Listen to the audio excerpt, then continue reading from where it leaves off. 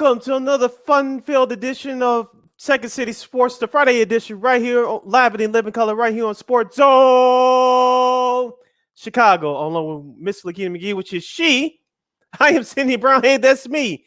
You can follow yours truly on the Twitter and the IG at SidKid80. Once again, at SidKid80. That's SIDKID80. That's SIDKID80. You can follow me at Keena McGee on the Twitter and at Keena_McGee on the IG. Make sure you download that Sports Zone Chicago app. You want to know why? Because we said so, that's why. And also, too, you can catch our other 5 live shows throughout the week. You happen to miss them, you can watch them and listen to them back at your own leisure. Make sure you download that Sports Zone Chicago app today. Also, you can follow Sports Zone Chicago on all social media platforms. Just find us on Facebook, Twitter, Instagram, and YouTube. Once again, that's Sports Zone Chicago on Facebook, Twitter, Instagram, and YouTube. You want to catch the podcast of Second City Sports, you can do so by subscribing to War or Anchor. We're available on all podcast platforms, including that iHeartRadio app. Make sure you type this in your search engine boxes. WARR on Anchor on those podcast platforms. And you can follow War Media on Facebook, Twitter, Instagram, and YouTube. Once again, at WARR Media on Facebook, Twitter, Instagram, and YouTube. And thank you very much in advance for your support. Like, share, subscribe, and tell your friends. We're unapologetically fun, and we have very definite opinions.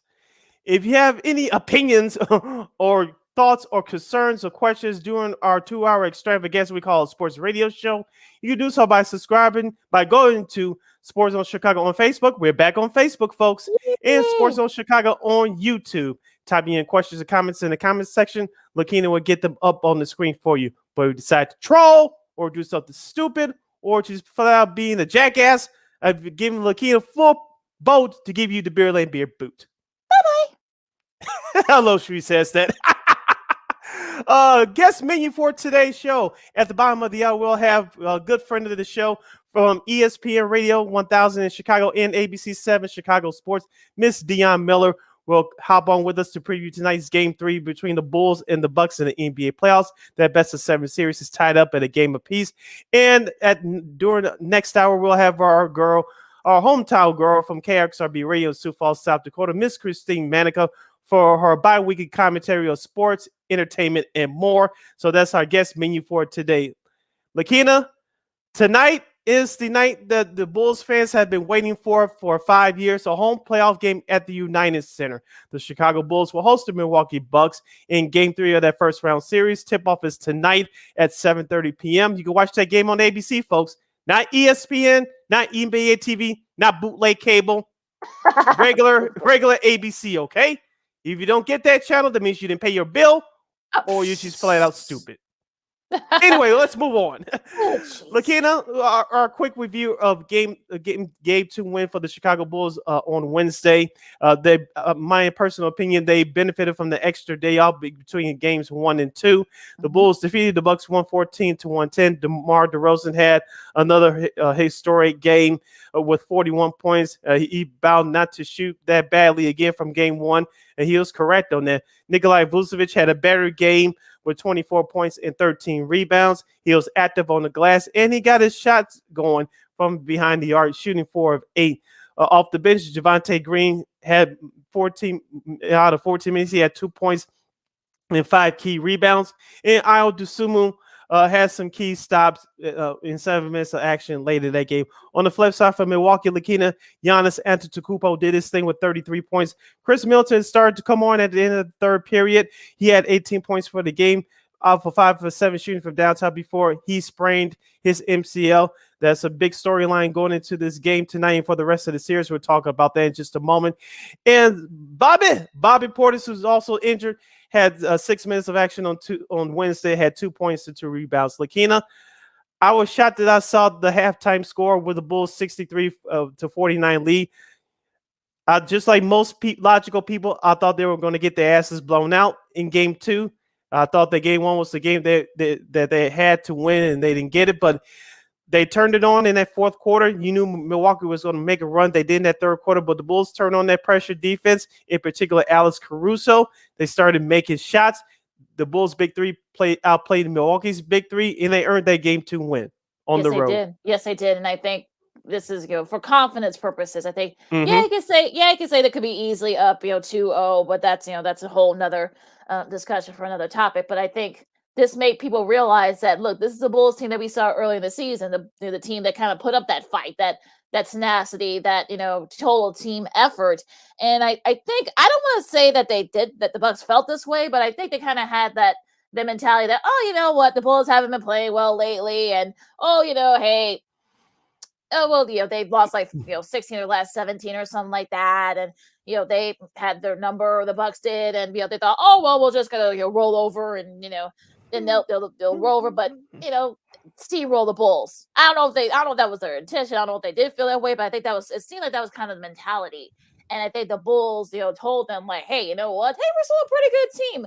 I mean, 41 points for DeRozan. That's happened, I think, like, the third time in history that has happened that a Bull has done that. Of course, MJ's won. Mm-hmm. The other, of course, was D Rose. And the fact that he, got the clutch points in the fourth quarter.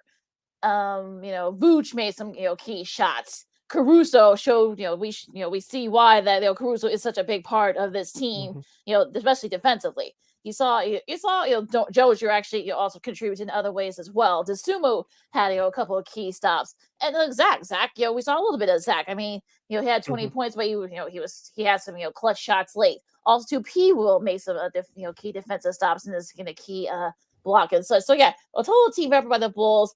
Like I said before, I'm sure the UC is going to be rocking tonight. It's been 5 years since the Bulls have hosted a playoff game.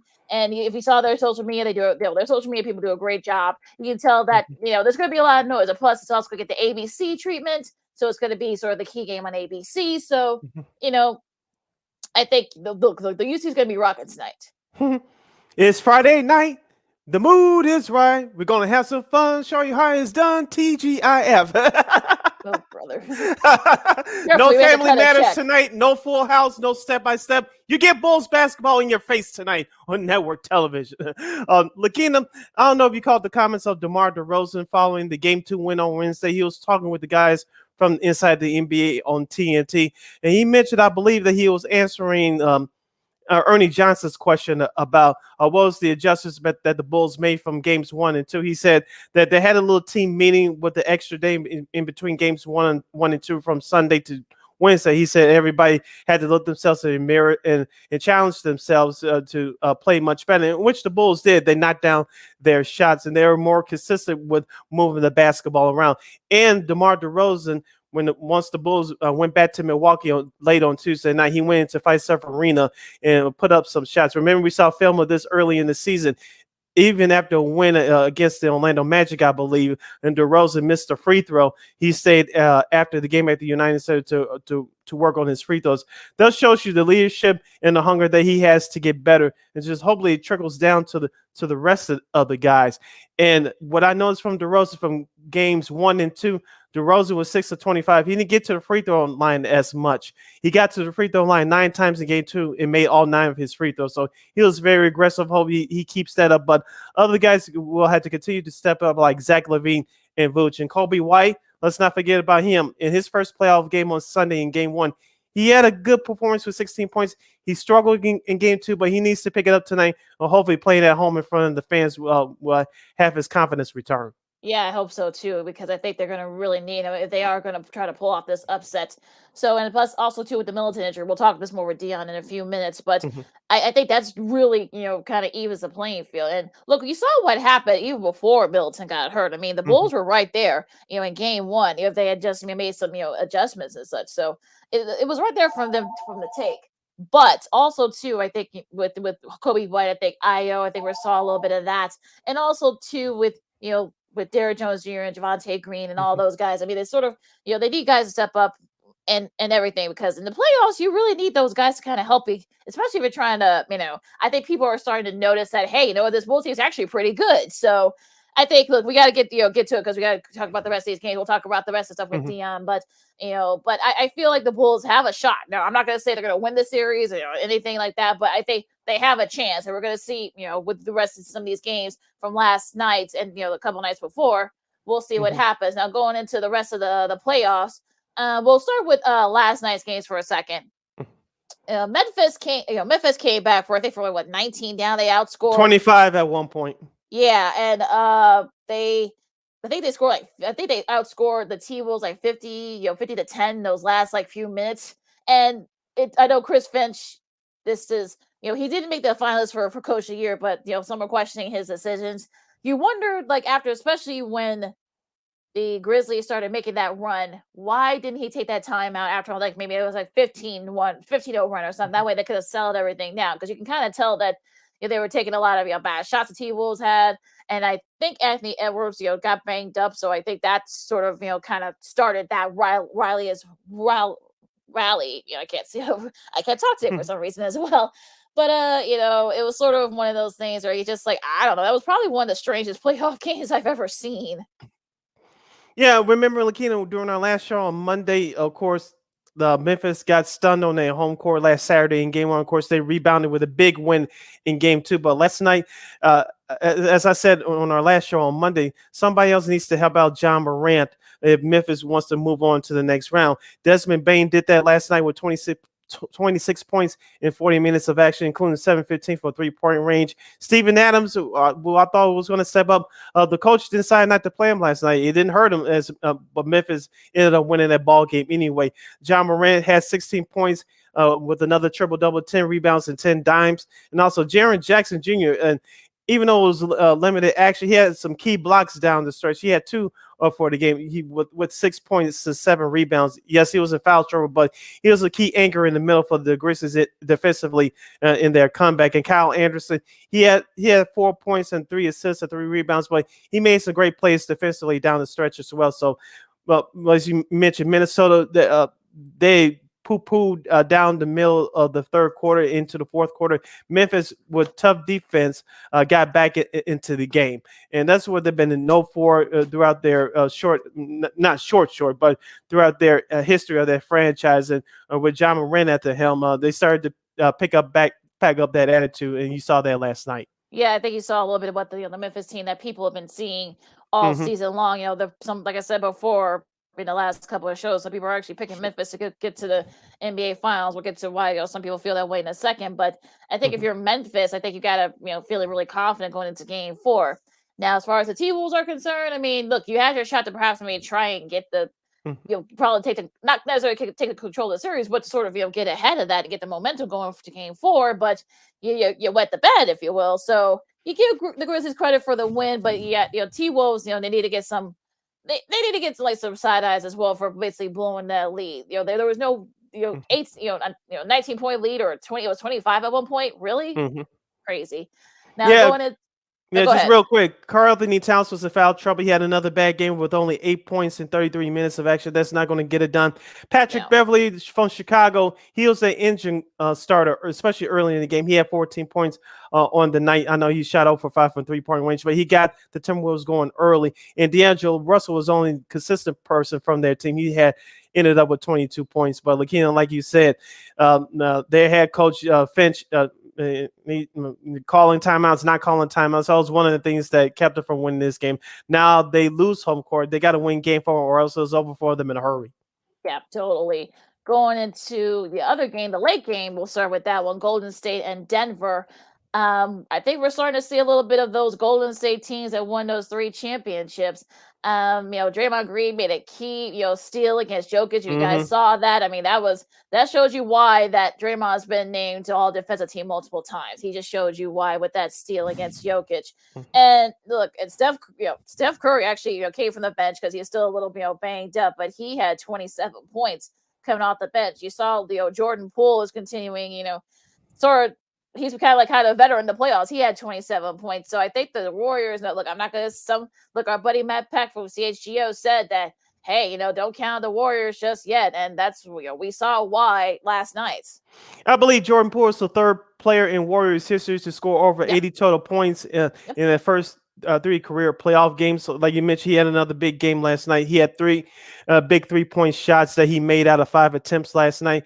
And so he's one of those young nuclear guys that the Warriors are counting on going forward. He had another big game.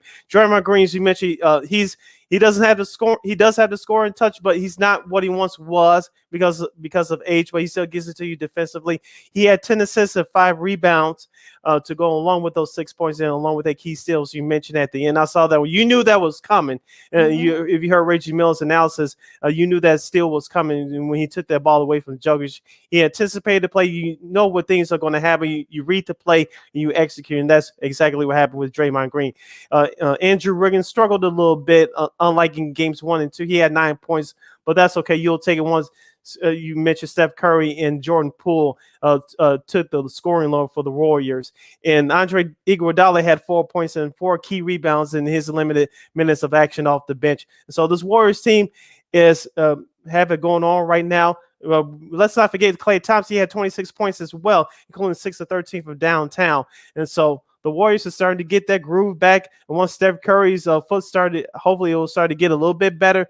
This team is dangerous. Now, I'm very disappointed in Denver on the flip side last night. We saw what happened during game 2. Will Barton and DeMarcus Cousins yelling back and forth with each other on the bench. It was called on camera. Yes, that happens. But I think this was the Nuggets' best shot to get a game in this series. They may win on Sunday in game 4, but to really make it a series, they really had their shot last night, and they gave it away at home. They really did. They definitely, Jokic, did what he could, 37 points led the way for them. Aaron Gordon had 18. Will Barton, aforementioned, had 13, but they need more help. They need more help, and they're not getting it right now from some of the other guys, from Cousins, from, the Greens. And, it's just, I think there's rumors that they, we talked about it during our NBA panel preview that they might break up this core, especially with everything else. But I don't know. I mean, it'll be interesting what happens from here, because I think Denver, I should say. I mean, with all the injuries, I don't honestly don't know what you can say at this point, but it is what it is. Now going into some of the other games, they'll be coming on tonight and through the week. One more game we all wanted to break down. The Utah. Utah and Dallas. Utah and Dallas. Yeah, Dallas has a 2-1 series lead. They're doing just fine without Luka. So, I don't know if he's coming back for game 4, but if I'm Jason Kidd, I'll send him for at least one more game. Well, that's actually the word is. This is actually the Mavs' first win over Utah tonight on the road in Salt Lake City. You got to go all the way back to 2016, regular season or even playoffs. So this is a big win for them. Jalen Brunson has definitely stepped up. 31 points. Sid Pisser did what he had. His playoff career high with 20. He had a big 3-point shot last night to extend that Mavericks lead. Basically, put the dagger in the Jazz. Yeah, they really did. Our buddy Spiro Diaz called that game on NBA TV. Also, Maxi Kleber had 17 off the bench. Also, too. Davis Bertans had 15 points, and Josh Green had 12 points off the bench. So they're getting contributions from a lot of guys. So if you're Jason Kidd, I would say try not to play Luka too much, even if he does say he can play, because I know they're up 2-1, but it looks like Dallas is doing okay without him. Yeah, speaking of another team that we talked about that possibly will have a breakup, it's the Utah Jazz. I don't know what's going on with that team. We talked about it before, Lakeena. I don't like the way they've played ever since the All-Star break. Yeah. Yes, Donovan Mitchell continues to carry that team, but who's going to be that next scorer? I know Bogdanović had a big game last night with 24, and to help out with Donovan Mitchell, who chipped in with 32. But who's going to be that third guy? And we just haven't seen that person step up for Utah all season long. I know Rudy Gobert had 15.7 rebounds, but that's just not enough. And looking on the flip side for Dallas, give credit to Jason Kidd.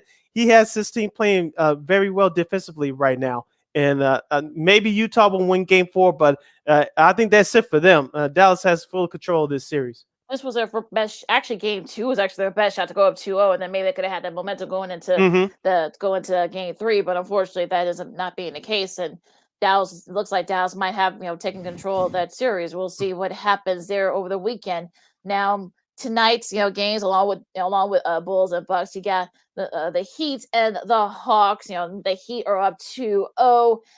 I feel like this is sort of one of those series where Atlanta might win one of these next 2 at home, but I feel like Miami has control of this series. I feel like. I'm with you. Trae Young needs to have a big game. Who else is going to step up to help him out? Will it be DeAndre Hunter? Will it be somebody else that we haven't heard of before? John Collins? Somebody's got to help Trae Young because Trae Young's been shut down so far in the series.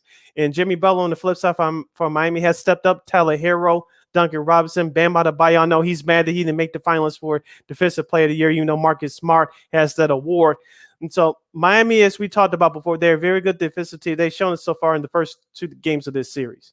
Yeah, and we'll see what happens. We'll see if the Heat can take control of that series.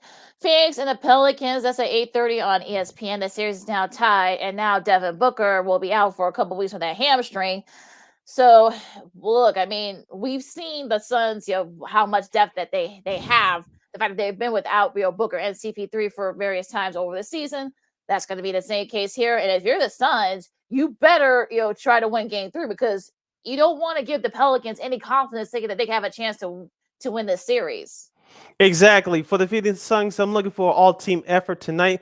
Chris Paul is going to start with him. Is going to trickle down to the rest of the guys. Cam Johnson, can he step up? Mikal Bridges. I'm looking for a big game or big games from DeAndre Ayton and JaVale McGee coming off the bench. And this is, I believe, their series for those two to dominate. I'm looking for DeAndre Ayton to dominate inside the paint, especially scoring-wise. Because we saw what he did throughout the season. We saw what he did around this time last year as Phoenix made a surprise run to the NBA Finals. I'm looking for a big game from DeAndre Ayton tonight. I know Valanciunas from New Orleans has had a nice series. I know Brandon Ingram's had a nice series from the small forward position from the Pelicans, but DeAndre, I'm looking for him to dominate tonight. Yeah, it'll be interesting. And I feel like, Brendan tried to, CJ McCollum, Brandon Ingram, they've been a great tandem for the Pelicans so far, along with Valanciunas. If you're, like I said, if you're the Suns, you better, try and, take control of it, because like I said before, you don't want to give them that confidence. So we'll see what happens with that. But, now we got to take a really quick break. We got ABC 7's Dionne Miller, who will be reporting for Bucks and Bulls tonight, Game 3. Do the Bulls have a shot at winning this series, especially now with Middleton out?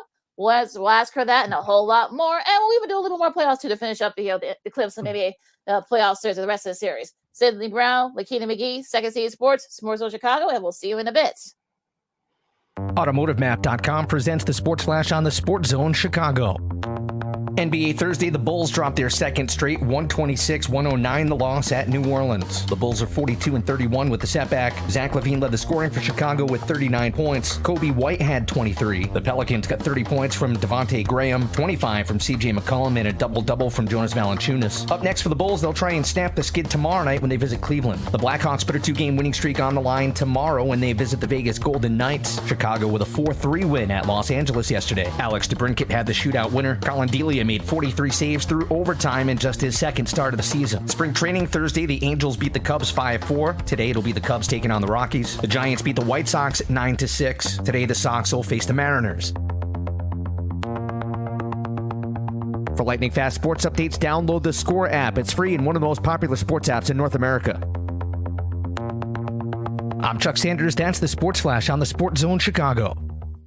Nobody protects you from mayhem like Allstate. I'm a speed bump. Did you hear what I said? I'm a speed bump.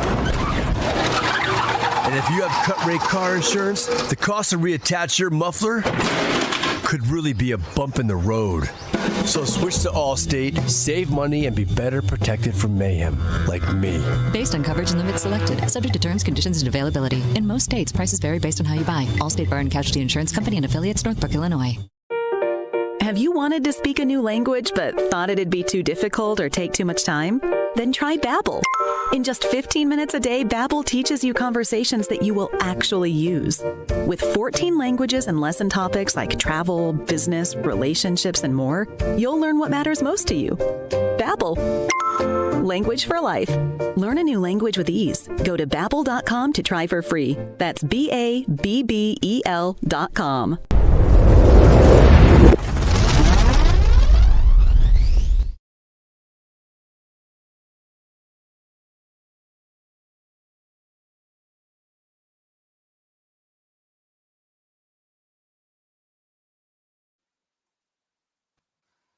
Welcome back to Second City Sports Friday edition. We're live in 11 color right here on Sports Zone Chicago. Sid Lakeena here with you discussing the NBA playoffs. You can follow yours truly on the Twitter and the IG at SidKid80. Once again, it's SidKid80. That's SIDKID80. That's SIDKID80.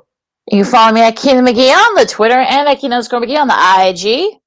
If you have any questions or comments during our now 90 minutes of we call it Sports Talk Show Extravaganza, you go to Sports Zone Chicago on Facebook or Sports Zone Chicago on YouTube. Type in questions and comments in the comment section. Lakeena will get them up on the screen for you. We're waiting for Dionne Miller from ABC7 Chicago and ESPN 1000 to hop on with us to preview tonight's Game 3 between the Bucks and the Bulls. Lakeena, while we have a little time left, let's go to the other series in the Eastern Conference. Right now, we'll put that on hold because right now joining us, she's a good friend of the show. She's from ESPN 1000 and she's from ABC7 Chicago Sports, the queen of ABC7 Chicago Sports, good friend of the show, the lovely and talented, the wonderful Miss Dionne Miller. Dionne, thank you so much for joining us. Welcome to the show. Yay! Hooray! I'm so happy to see you guys. Sorry about that. I had just a little technical difficulties, but we're here. I'm glad to see you both. It's game day. Are we ready for this? Yes. Totally. It's TGIF, old school style. Just no times Bulls basketball in your face tonight on ABC 7, starting at 7 o'clock with the NBA countdown. Of course, the game will take place at the United Center tonight at 7:30, also on ABC 7 Chicago. Dionne, before we break down game 3, preview game 3 rather, give us your take overall on the Bulls' performance in Milwaukee between games 1 and 2. In my personal opinion, I think that the extra day helped them. Of course, DeMar DeRozan talked about it during his post-game presser, and he made a comment with the guys at TNT that he took some extra shots when the Bulls got back to Milwaukee on Tuesday. He went into the arena and took on some extra shots. He did that. We saw that in film earlier this season. He was practicing free throws after he missed a couple, even after a win. Yeah. It shows that the leadership and the heart and the desire that he has to get better. Give us your take about the Bulls' performances through the first 2 games of this series. You know, after that first game, guys, I was like everyone else thinking that they blew a chance there to try to win a game in this series and get the Bucks' attention. And I was like, oh, they're going to get swept. I mean, I truly thought we were coming home down 0-2. Like, I thought that's exactly what this was going to look like. And then the adjustments that they made, they really had the Bucks on their heels, and they were able to be aggressive defensively, but also get the offense to follow suit. We knew when DeMar said, we're never going to shoot 6 of 25. Like, I'm never doing that again. That's not going to happen. I guarantee that's not going to happen again. And then he put in the work to do that. But he said, you know, they got footage of him at Fiserv. That's everybody was all excited about him shooting these shots. He's like, I've always done that. This is what I've always done. And I think that his season has taught us that he's obviously getting better with age and with experience, but it's also taught us that he knows that everybody's watching him. He knows that his teammates are watching him, the young ones especially, and he's teaching them how to be a pro. And in this moment, they need him to be who he is. Like, he's just really good. After in that post-game presser, somebody said, DeMar, you know, you knew you were going to shoot better, but 41 points. And Caruso's like, he's just really good. And we need to know that. Like, this is what DeMar expects of himself. Night in and night out. Game 1 was an anomaly. Blame it on the week off, whatever it was. But that gave them new life and new energy on Wednesday night. And I anticipate them building right off of that tonight. How much of a legitimate shot the Bulls have? Because now with Middleton being out for the Bucks, what do you think their chances increase? You know, can they extend it to maybe 6 or 7 at the very least, and if not, win the series? I don't want to say that they're going to win the series. I don't think that they will. I think winning a game was huge for them because I wasn't sure that was going to even happen. You guys, the way they've played since the All-Star break, who gave us any indication that they were going to be able to show up when it matters? And a lot of those guys are learning how to win in the playoffs, learning what it looks like. Io's never been there. Kobe White's never been there. Like, Zach's never been there. So they're learning as they go. So their chances, I feel like tonight is what they need to capitalize on. I went back and looked. We all know, well documented, haven't been in the playoffs since 2017. They haven't won a home playoff game since 2015. So none of them know what it's like. The energy is going to be so electric in that building because it's just NBA is better when the Bulls are relevant. And so there's going to be a ton of energy there. Fans are so excited to see them in this moment. And I think this is their night to try to take one. I'd love for them to split this weekend. I mean, I truly would love for them to split the weekend, make it a best of 3, and then see what happens, because I feel like that would be a victory for them. That's progress for this Bulls team. Most of this season, I think we all felt them being tied for first around the All-Star break was awesome. But what was more realistic and more reality for who this team is the way they've played here in the second half. They've been properly cast as a 6th seed, right? That's where they're at right now in this rebuild.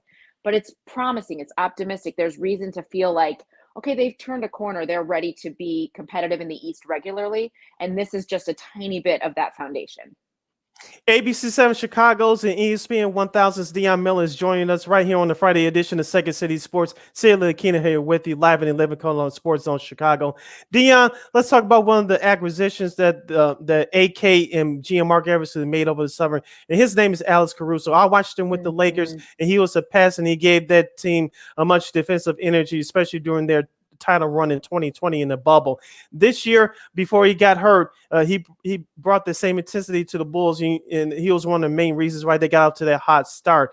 But now his value has shown up in the playoffs through these first 2 games. And talk to us about his impact on the team so far, not just the season, but through the first 2 games of this series. It's hard to quantify it, Sydney, honestly, because the way that they play defensively when he's on the floor, the spark that he provides, he also does it, right? Like he's not just there sparking everybody else. Like he's setting that tone, but they follow his lead. They wait for him to do that. And he's impressed me so much. I mean, you knew he had that ability, but you saw it more when he was gone, and how they struggled when he was sidelined, and as soon as he came back, just his mere presence on the floor, I think is helping the rest of the team to play that kind of aggressive defense that he does. But he's also so smart. I mean, he took that charge the other night, and you could just, when they slowed it down, you could see how you could see it developing in his brain. He's like, I'm going to get this call. And he just sets himself up for it. You know what I mean? It's amazing to watch it kind of unfold that way. And it's hard to say just how great of an impact that's had, especially now. And he's got the postseason experience. He understands what this time of year means. And he also understands that it's one game. It's one game at a time. It's not getting ahead of himself. He's not beyond that. He's like, okay, great. We did this one time. We now have to do it again. And that's what he's teaching those guys around him to do. And I think on and off the floor, his value has shot up tremendously in this last 2 games.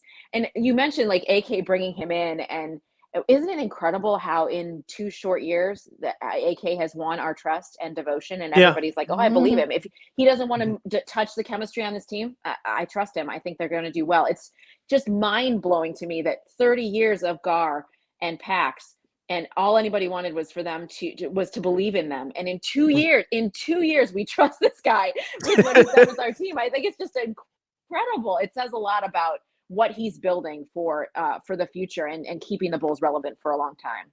Our buddy Nomad said Caruso is a jumper cable, so I think he definitely is that advisor.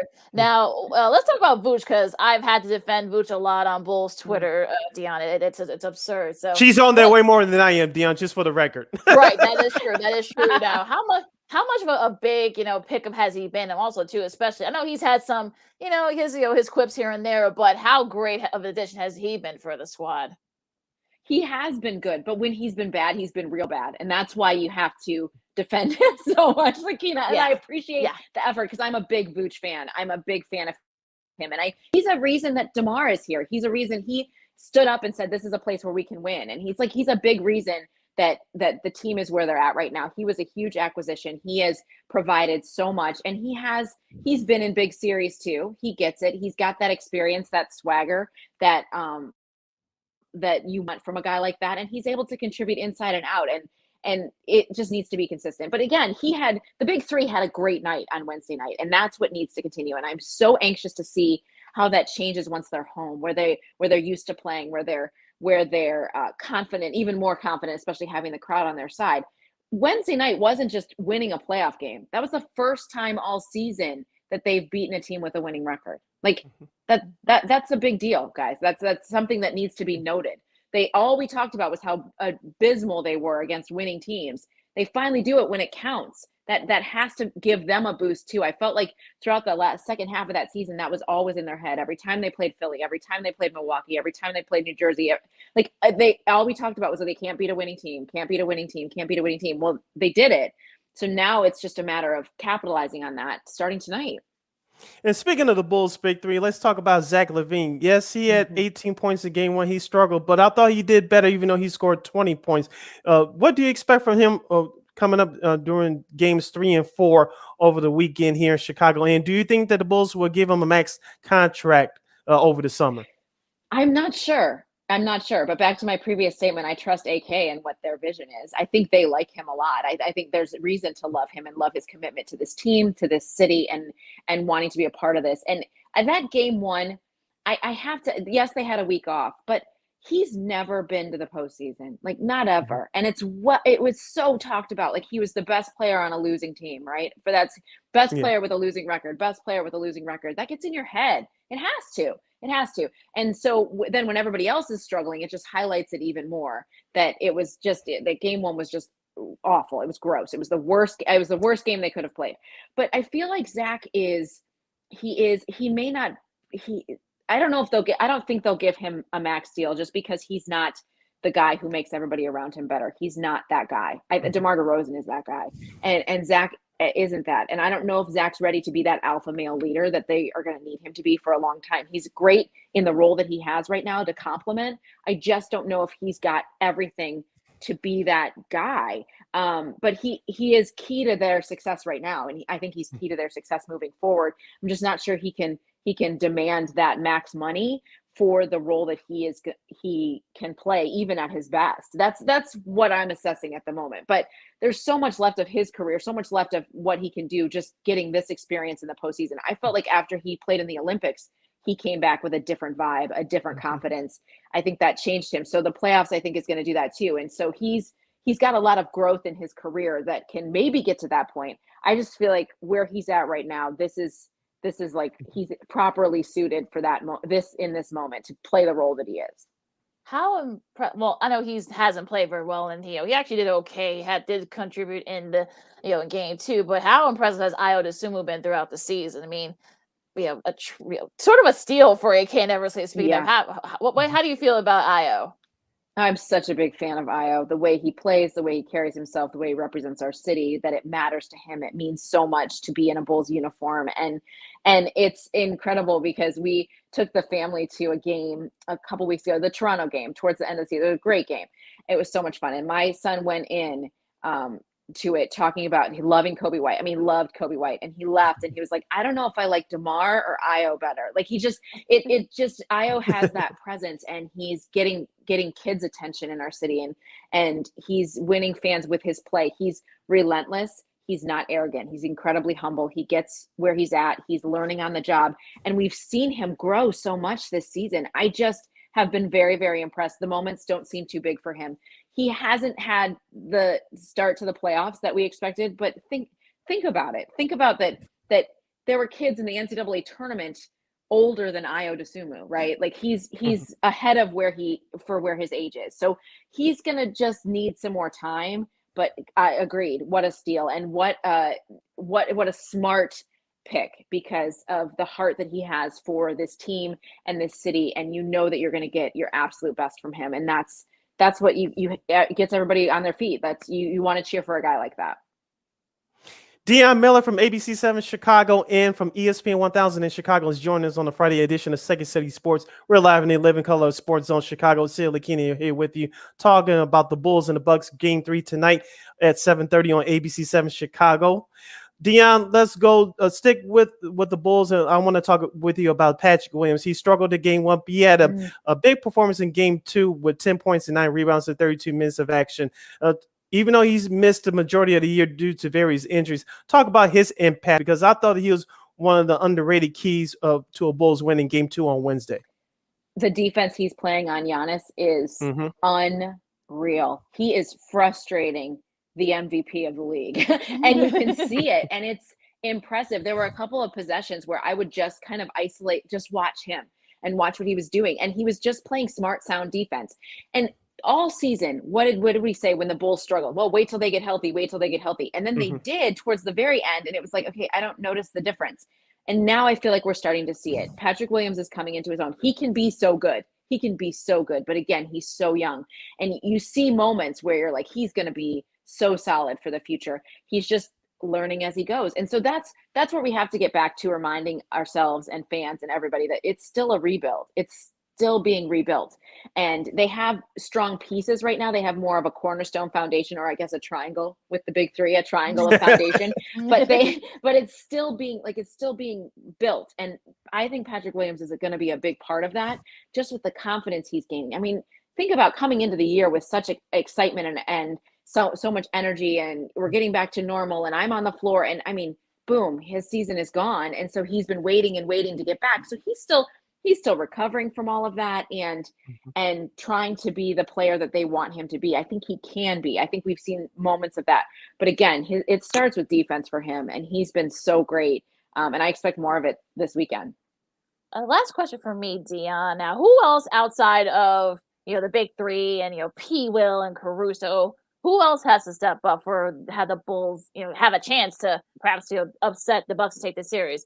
Derrick Jones Jr., Devontae Green, Tristan Thompson. He hasn't really contributed much these first couple of games. So who else do you think needs to step up?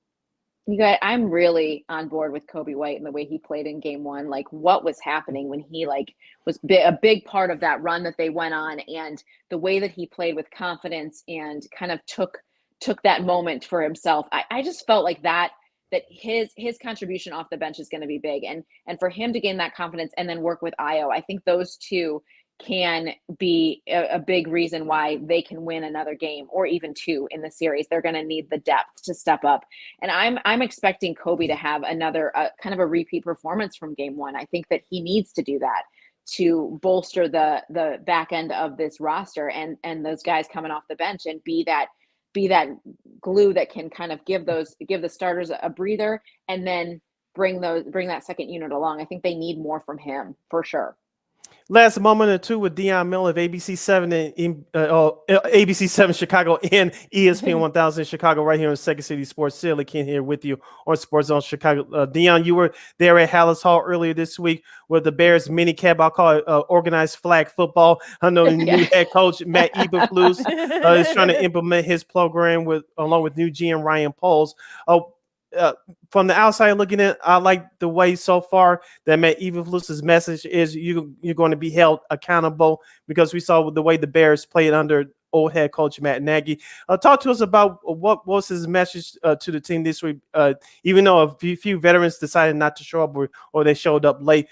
Talk to us about Matt Eberflus's message to the team this week.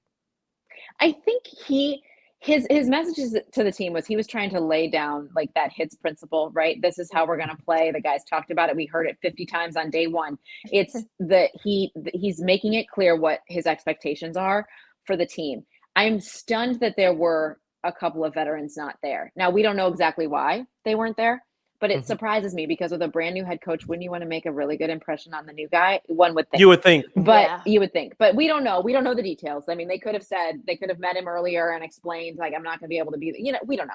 But I will say he's not getting ahead of himself. Eberflus is taking it one step at a time. He was asked questions about, how do you think you're going to set up your locker room? And what are your thoughts about lining this guy up next to this guy for offensive line? And do you see that continuing? And he was like, you guys, it's April. Like, I'm right now, I'm just trying to remember everybody's name. I'm trying to connect with them. I'm trying to show them that I care about who they are as people, as well as who they are as football players. And we're just trying to install our vision, start installing the offense, see if we can get Justin going a little bit on what he needs to learn. He's processing so much coming into his second year, and they get that. And it's a rebuild, you guys. They showed up for minicamp with just over 60 players, which means they need close to 30 to get ready for training camp. Like, there's so much work to be done. This is not going to be a quick fix by any stretch. So minicamp was just that. It was a mini peek at what we're going to see from Eberflus, the kind of coach he's going to be. We're still getting to know him and the way that he communicates. He's still figuring out the head coaching thing. I think that it was just kind of like a meet and greet. That's what it felt like. It was, we saw some work being done, but it more so felt like us observing what the team looks like on the field, and him observing the kind of guys that he has. And, he told us yesterday as he was wrapping things up, we're going to have a personnel meeting later. We're going to go through every single player, what we saw from them this week, what they need to work on. Like, he's going to be super thorough. He's going to be very direct. He's going to be himself. He's not a super dynamic, charismatic Sean McVay kind of coach. That's not who Matt Eberflus is. But I think he can get their attention. And I think that they already respect him coming in just by the way that he's interacted with them. And that's what made this week pretty valuable. Now let's see what they do with the draft. Now let's see the guys that they bring in.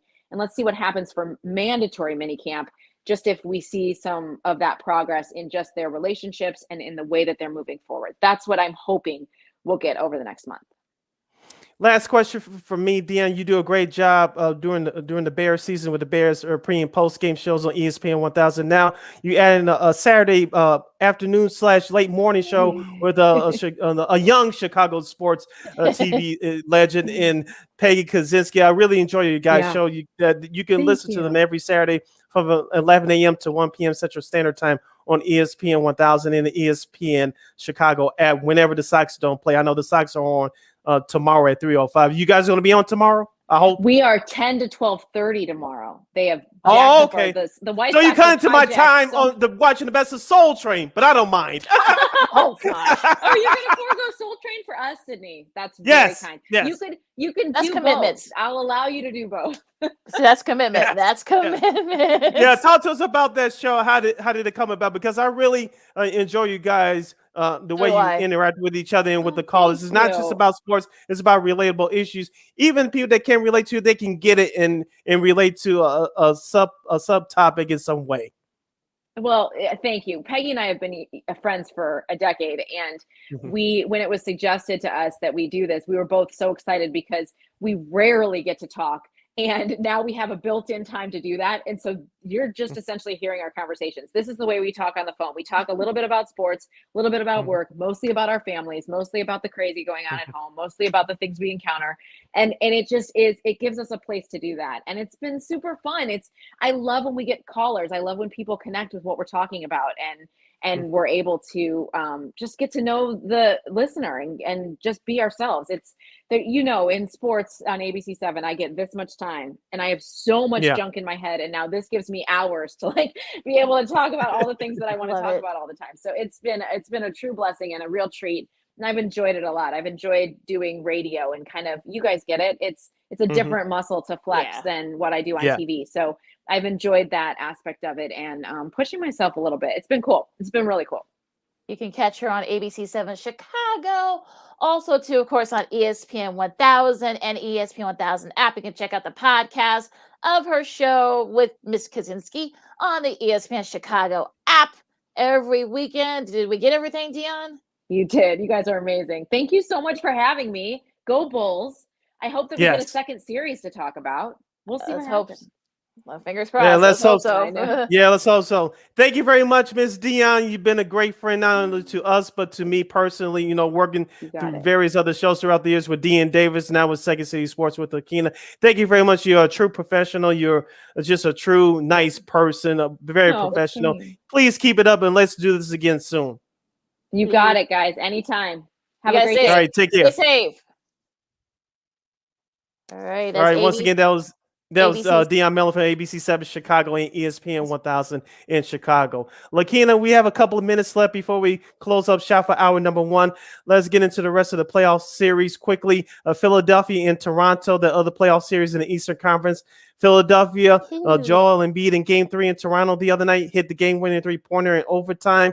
Yep. I hate to say it, this series is over. The Scotty Barnes injury for Toronto has really hurt them. They may get Game 4, but if they do, that's about it because Philadelphia is on the road. James Harden hasn't played that well yet, but Philadelphia looks like they're on to round 2.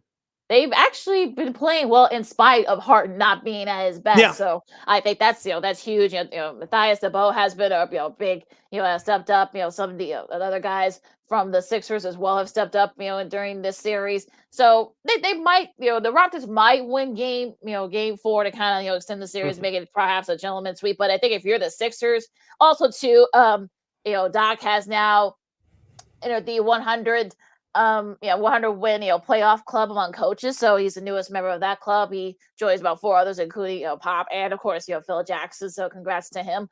But yeah, as for the series, I mean, I think the Raptors might, try to extend it. And that's in spite of, a lot of guys, like the Bo, not being able to play, of course, with the restrictions. So the fact that B was able to step up and, a few other, kind of like the, other guys, even though, like I said before, they Tyrese some Maxey, guys. especially the first two games of the series. Yeah. Yes. So, they've actually had guys step up, and I think the Sixers are kind of on a mission, I feel like. And also too, like you said, this, in spite of Harden not, playing very well these last couple games. He had 19, but he didn't really score much in the fourth quarter. Maxey, with 19 points, like you said, Sid. So they've been kind of in the guy. Danny Green, you got to keep that temper under control, because I know he was he was acting he wasn't acting very well in that in that third game. But yeah, I mean, I think the Sixers might take the series. I bet the Raptors might extend it, but it looks like I think the Sixers probably have this in the bag. Game 3 of the Brooklyn-Boston series will take place tomorrow night at 6:30 p.m. on ESPN from the Barclays Center. Of course, the Celtics are up 2-0, holding several on their home court. Lakeena, Brooklyn failed to execute down the stretch again. They blow a 17-point lead in Game 2. Kevin Durant didn't have his best game, but the other guys like Goran Dragic and Bruce Brown and Seth Curry, SETH Seth Curry. Remember on our last episode on Monday, Lakeena, I told you those guys need to step up. They did, but Kevin Durant had a wall built in front of him, and he crapped the bed late in Game 2. Yeah, he was. Do you think Brooklyn will win both their home games? He was over 10 for that stretch, but I know that Durant needs help. Kyrie, instead of giving the guys the Celtics crowd the double bird, how about perhaps actually helping your guy out? Bruce Brown, I think kind of disappeared at like the fourth quarter. So after he had a nice first quarter. Now it looks like Ben Simmons. They're saying that he might play Game 4. This is don't shoot the messenger. This is just somebody else saying that. Other people are saying that. I mean, if you're the Nets, you better win these next 2 games in your home court, because if not, this series is going to be over with pretty quick. So, step it up, Nets. And look, I think some people, Nets fans, are saying that maybe, Steve Nash, this might be a little bit too big for him, but, we'll see. And also, to breaking news regarding that series, Grant Williams, the big forward for the Boston Celtics, he may play in one of these next 2 games. So if that's the case, Brooklyn is definitely in trouble. So regardless, Brooklyn better win their next 2 games on their home court. And that's, like I said, that Game 3 will take place tomorrow night at Barclays Center, 6:30 p.m. Chicago time on ESPN. Let's give you the schedule for this weekend's playoff games, starting with tomorrow. Philadelphia at Toronto, Game 4. That's at 1 o'clock on TNT. Philadelphia, as we mentioned, lead that series 3-0. At 3:30 p.m. tomorrow on TNT, Game 4 between the Mavericks and the Jazz in the Western Conference. Dallas leads that series 2-1. 6:30, as I mentioned, on ESPN. Brooklyn versus Boston. Boston leads that series 2-0. And at 9 o'clock tomorrow night on ESPN, Memphis versus Minnesota in Game 4. That series in the first round, Memphis leads that series 2-1. And for Sunday on Bucks ABC at high noon, Bucks and Bulls in Game 4. Yep. And Game 2 of that doubleheader, it'll be the Warriors. We'll see if they end up wrapping that series up against Denver. That's at 2:30 after that Bulls-Bucks game. Also, too, we'll see if the Heat are going to be, trying to clinch the series at Atlanta. That's at 6 o'clock on TNT. And we'll see where the series is after Game 3 tonight. The Suns and the Pelicans, we'll see where that series is, depending on whoever wins Game 3, we'll see if they can take control of the series. That's at 8:30 on TNT. All right, and that's your schedule for the NBA playoffs this weekend. So watch, enjoy, and let's hope for some more great basketball. Hour number 1 in the books. Hour number 2 straight ahead as you're listening to the Friday edition of Second City Sports Live in living color on Sports Zone Chicago. Sid Lakeena here with you. Coming up next, we have our girl Christine Manica from KXRB Radio from Sioux Falls, South Dakota. We're going to get into her trip to La La Land and get our thoughts on the world, the sports, entertainment, and more. Lakeena, also, we have to discuss the White Sox. I'll save my energy for the flip side. The Cubs, same thing. And we Apple TV, it looks like Apple TV and NFL Sunday Ticket are in a permanent marriage, and a whole lot more. You're listening to the Friday edition of Second City Sports right here on Sports Zone Chicago. AutomotiveMap.com presents the Sports Flash on the Sports Zone Chicago. NBA Thursday, the Bulls dropped their second straight 126-109 the loss at New Orleans. The Bulls are 42-31 with the setback. Zach LaVine led the scoring for Chicago with 39 points. Kobe White had 23. The Pelicans got 30 points from Devontae Graham, 25 from CJ McCollum, and a double-double from Jonas Valanciunas. Up next for the Bulls, they'll try and snap the skid tomorrow night when they visit Cleveland. The Blackhawks put a 2-game winning streak on the line tomorrow when they visit the Vegas Golden Knights. Chicago with a 4-3 win at Los Angeles yesterday. Alex DeBrincat had the shootout winner. Colin Delia made 43 saves through overtime in just his second start of the season. Spring training Thursday, the Angels beat the Cubs 5-4. Today, it'll be the Cubs taking on the Rockies. The Giants beat the White Sox 9-6. Today, the Sox will face the Mariners. For lightning fast sports updates, download the Score app. It's free and one of the most popular sports apps in North America. I'm Chuck Sanders. That's the Sports Flash on the Sports Zone Chicago. Nobody protects you from mayhem like Allstate. I'm a speed bump. Did you hear what I said? I'm a speed bump. And if you have cut-rate car insurance, the cost to reattach your muffler could really be a bump in the road. So switch to Allstate, save money, and be better protected from mayhem, like me. Based on coverage and limits selected, subject to terms, conditions, and availability. In most states, prices vary based on how you buy. Allstate Bar and Casualty Insurance Company and affiliates, Northbrook, Illinois. Have you wanted to speak a new language but thought it'd be too difficult or take too much time? Then try Babbel. In just 15 minutes a day, Babbel teaches you conversations that you will actually use. With 14 languages and lesson topics like travel, business, relationships, and more, you'll learn what matters most to you. Babbel. Language for life. Learn a new language with ease. Go to Babbel.com to try for free. That's BABBEL.com.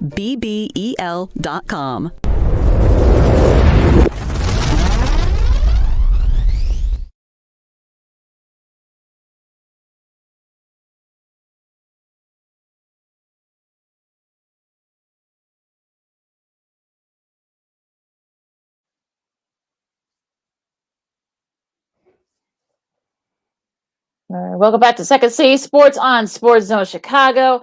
I'm Lakeena McGee along with Sydney Brown. You follow me at Keena McGee on the Twitter and at Keena_McGee on the IG. You can follow yours truly, Sydney Brown, on the Twitter and the IG at SidK80. Once again, at SidK80. That's SIDKID80. That's SIDKID80.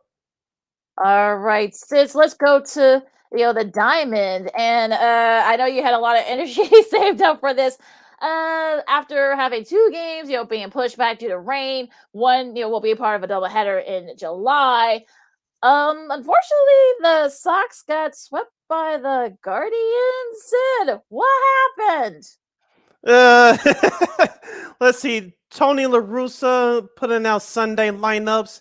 Dallas Keuchel in that doubleheader game on Wednesday did not look good. Tim Anderson committed 4 errors in 2 games. This really been their even though we're 2 weeks into the season, this has really been their downfall. And for the life of me, I don't want to overreact too much, but hopefully this doesn't last long, Lakeena. I know it's a long season. I don't want to overreact, but Tim Anderson has to play better. Dallas Keuchel is going to have to find something between what he did in 2020 and what he did around this time last year. But as we said before, Lakeena, until Lance Lynn comes back, it looks like Lucas Giolito will start on Sunday against the Minnesota Twins on the road. This offense will have to pick it up. I know Luis Robert injured his hamstring yesterday. Thinking it wasn't as bad as it was around this time a year ago, where he missed a bulk chunk of the season. But this White Sox offense has to be aggressive. And if you're Tony La Russa, you have to have a set, consistent lineup and to put the pedal to the metal, because what this team lacks is consistency at times. And we talked about it before. This is a station-to-station team, and you can't rely on the home run all the time. I know that the weather has something to do with it, just slightly, but you have to create more opportunities to score, create more runs. I know heading into yesterday's game, the White Sox were leading the American League in stolen bases. We talked about that on our last show. We need to see more of that. Hopefully it starts this weekend with the big 3-game series at Minnesota. Well, I think it's sort of one of those things where I would advise White Sox fans, look, those type of games happen. I would say, look, it's a long season. You have these kind of series where you're not going to play your best, and just just put that in the rearview mirror and just try not to let it be a trend. So that's sort of like my thing with the White Sox. Jose Ramirez, he showed you why he was named AL Player of the Week. With Shohei Seiya Suzuki. We'll get to him in the Cubs in a second, but I feel like, what I mean. This is sort of the Sox are in a rut right now. Yes, the weather might have had something to do with it, but I think if you're just like I said, just push this aside. Burn the tape of this particular series. You got a big one coming up against the Twins this weekend, so just you've lost 4 in a row, I should say. Let's see if you can get back into a groove. So you can do that too. Minnesota's actually been okay. Especially with some of the moves they've made. They're 5-8, but you should be able to at least win 2 out of 3. So I would say this is sort of like a get right series for the Sox. Yeah, and it should be. Minnesota's 5-8 right now. Carlos Correa is off to a decent start for the Twins. Byron Buxton, who missed the majority of last season due to various injuries, he's starting to pick it back up again. Like I said before, Lakeena, we talked about it a few weeks ago before the season started. I don't like Minnesota's starting pitcher. We don't know what the hell they're doing with their roster up there, so they're trying to find themselves. So I think it's a get right series for the Chicago White Sox. Michael Kopech will start at the bump for the White Sox tonight. I was there on his start last Saturday against Tampa Bay. He struck out 5 through 6 innings, so he's looking good. Tomorrow's starter is Vince Velasquez for the Twins. You better hope and pray that he can give you that performance that he did last Sunday after the first inning. After the first inning, when he gave up 4 runs, and so hope you get something out of him. And of course, Lucas Giolito will go for the Sox on Sunday. So it's I'm putting the pressure on the White Sox. They say they expect to win the division in the World Series. So be it. But I'm putting the pressure on the White Sox to take 2 out of 3 from Minnesota this weekend. This shouldn't be too tall of a task to ask. I don't think so. Yeah, I know that. Yeah, I know that. Target Field's been kind of like a house of horrors for the White Sox in recent years. But, Minnesota, like you said, does anybody know what Minnesota's doing with their roster? I don't know. Does anybody?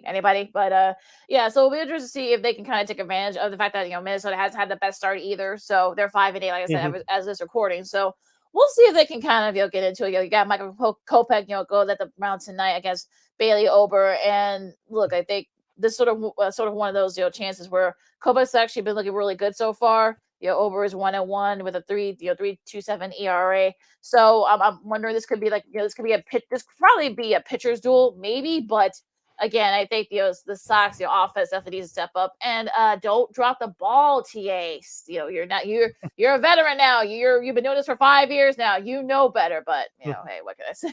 And also need to have a big correction as far as base running is concerned.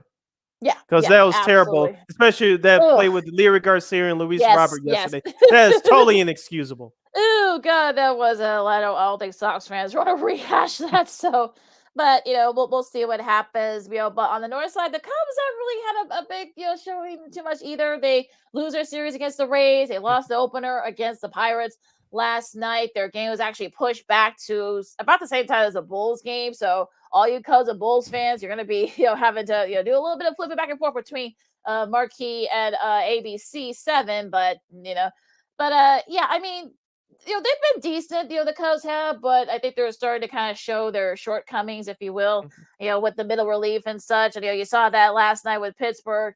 Who knows if Pittsburgh will still be up there? I know they've had a decent start, but they have the same record right now. But I mean, I'm not too invested in the Pirates for this one. But look, Wisdom's had a good week. Suzuki's been looking really good still. Wilson Contreras, I know, had his struggles last night in that game, but I mean, it is what it is with the Cubs. I mean, look, like I said, if they're still kind of right, neatly at 500, I think that's still considered a good season. So they're kind of going where I'm expecting them to. Yeah, this is the kind of record I expected them to have. They're still trying to figure each other out. And, as I said before, who's going to be that guy to carry this team? You mentioned Wilson Contreras.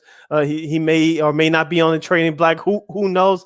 Seiya Suzuki. I know he went hitless the other day, but he's having a good start to his rookie season. And Marcus Stroman in his last start against Tampa Bay, he had 7 strikeouts, but he gave up a lot of hits and too many free passes. Too many runs, yeah. And hopefully he can straighten things out. I think eventually he'll be fine. And the other starter, Kyle Hendricks, you hope he can find something between 2 years ago in 2016. As I mentioned, he gave up 31 home runs last year, a career high for him.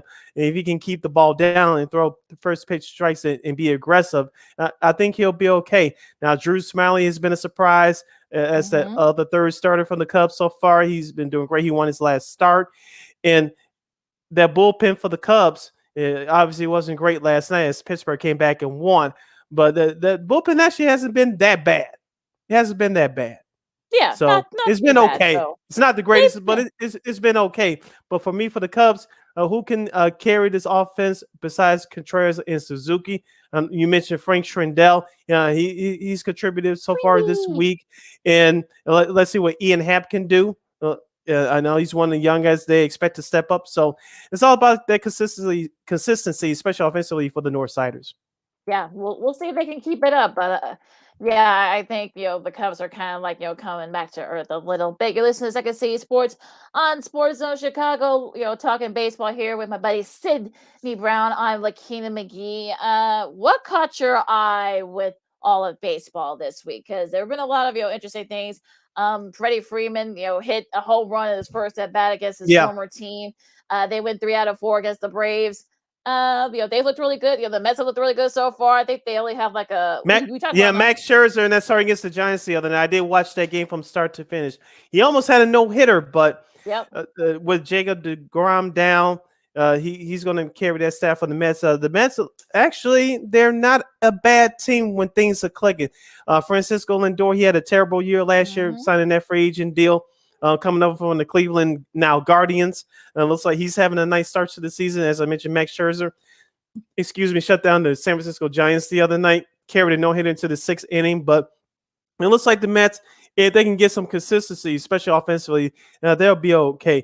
Now, with that Atlanta Dodgers series, you mentioned the Dodgers took 2 out of 3 from the world champion Braves. And Freddie Freeman had 4 RBI and 2 home runs. You can tell that game meant something to him. It wasn't just another game, especially with players playing against their former teams. It's never just another game. They use it as motivation to show the old team, why did you get away with me? This is what you get for getting rid of me. So, and you could tell he was motivated by that. And the Dodgers, it looks like they're starting to pick it back up again.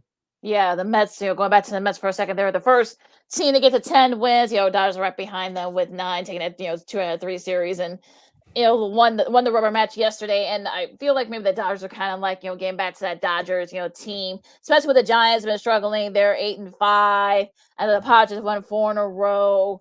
The Rockies. This was getting beating up a bad Reds team. Right. That's what that usually helps. The Rockies actually had a really good start, but they've had a good start the last couple of years, and you saw what happened. So, and they lost yesterday that rubber match in their series. But it'll be interesting to see how this goes in the NL West. I mean, this could this might not be the Dodgers run their way with it. They have some pretty formidable teams that could probably be up there with them. So we'll see. Now, probably the most disappointing team for me is the Phillies. They're 5-8 right now. They've struggled offensively, but also their pitching hasn't been helping them either. So, I know the Mets have been really good for that in that division, but the Phillies, I had them going to be one of the wild card spots. So, but that make me look good right now. Yeah, I know they have the top 2 starters with Aaron Nola and Zach Wheeler. Thank goodness he wasn't on the White Sox, by the way. But I know they're both of them are struggling right now. So who's going to pick it up in that starting 5 rotation? I told you last year, and it cost them. I didn't like their bullpen, and you saw what happened last year, losing to the Braves in that NL East race last year. So that bullpen is going to have to pick it up again. And so let's see what happens. We have you have boppers in Atlanta with Bryce Harper and Kyle Schwarber, but who else is going to step up to help them out offensively? So we'll see what happens with Philly. Let's go back to the AL West. Of course, Oakland's starting surprising people. We saw what they did in Toronto last weekend. I know they struggled a bit against Baltimore on Wednesday, losing 1-0. But the Anaheim Angels, they really took it to Houston this weekend. Shohei Ohtani, I watched that game in its entirety on Wednesday too. He took a no-hitter deep into the game, but he only gave up one hit as Anaheim beat the Astros on Wednesday 6-0. I'm not saying Anaheim is going to be that team to beat, but they're getting off to a good start right now. And you're a White Sox fan, you'll see them next weekend here in Chicago on the South side. Yeah, we'll see if they have to face, Ohtani too. So we'll see if they can do that. I know that the Mariners and the Rangers had a really interesting series.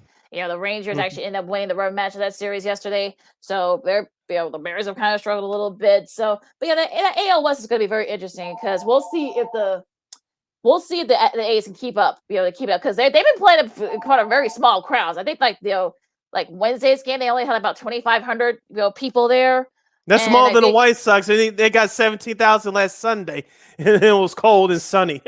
Right, and also too, I think last game they had about like 5,000, in yesterday's game. So I honestly don't know what's going on in Oakland. We'll see. I mean, I don't think they'll be able to keep it up, but we'll see what happens. Now the AL East is very interesting to me because the Blue Jays have looked really good.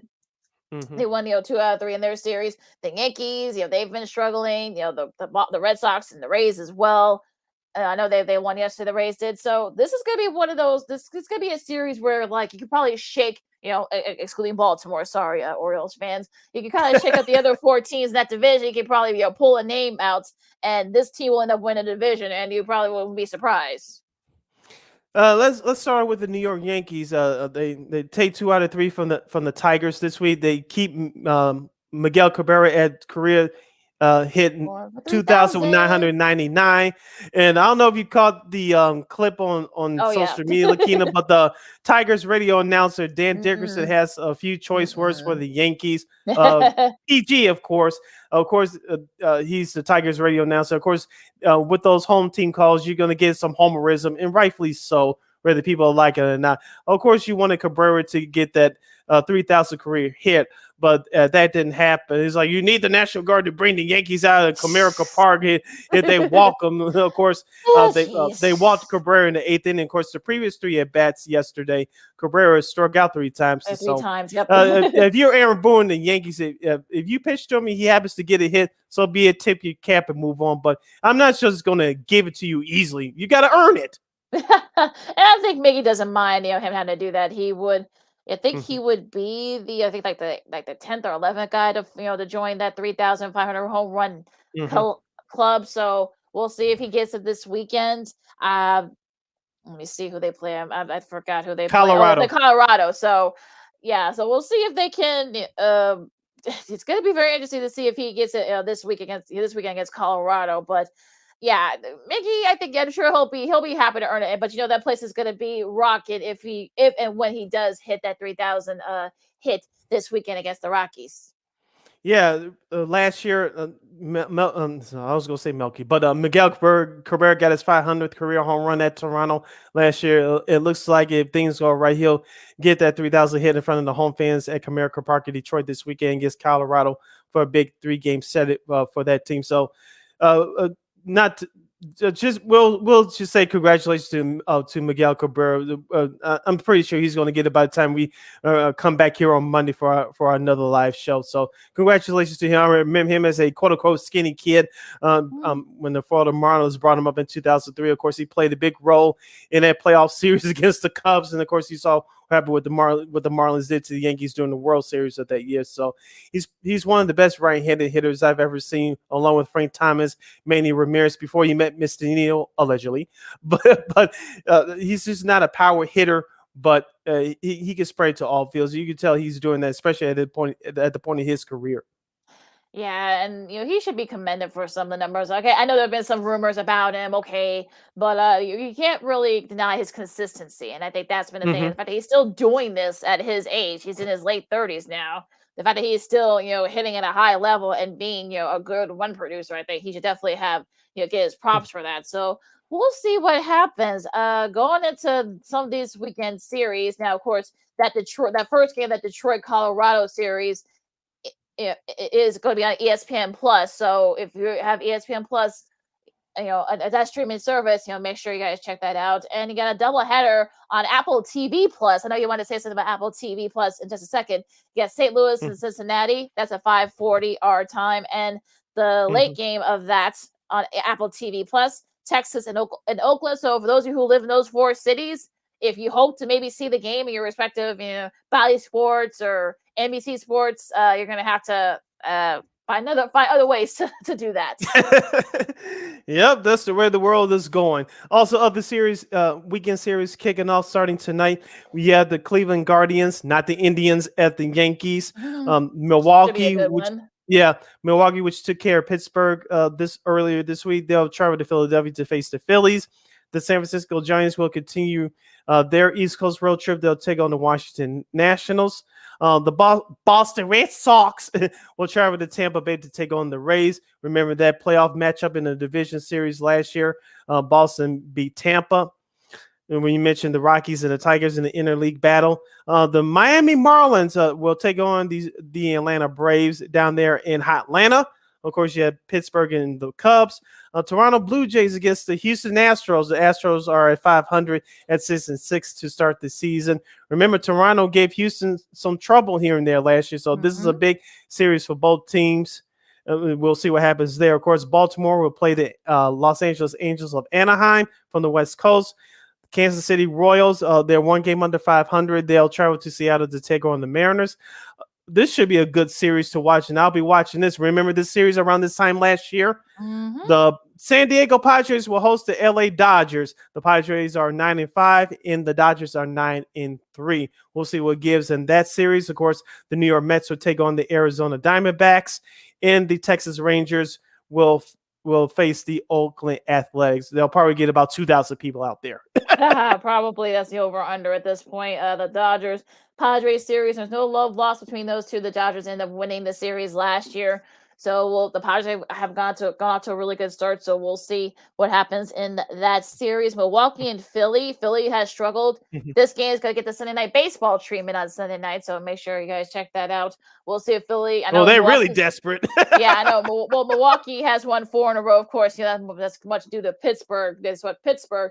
But we'll see what Philly does. They need to really step up, in that sense.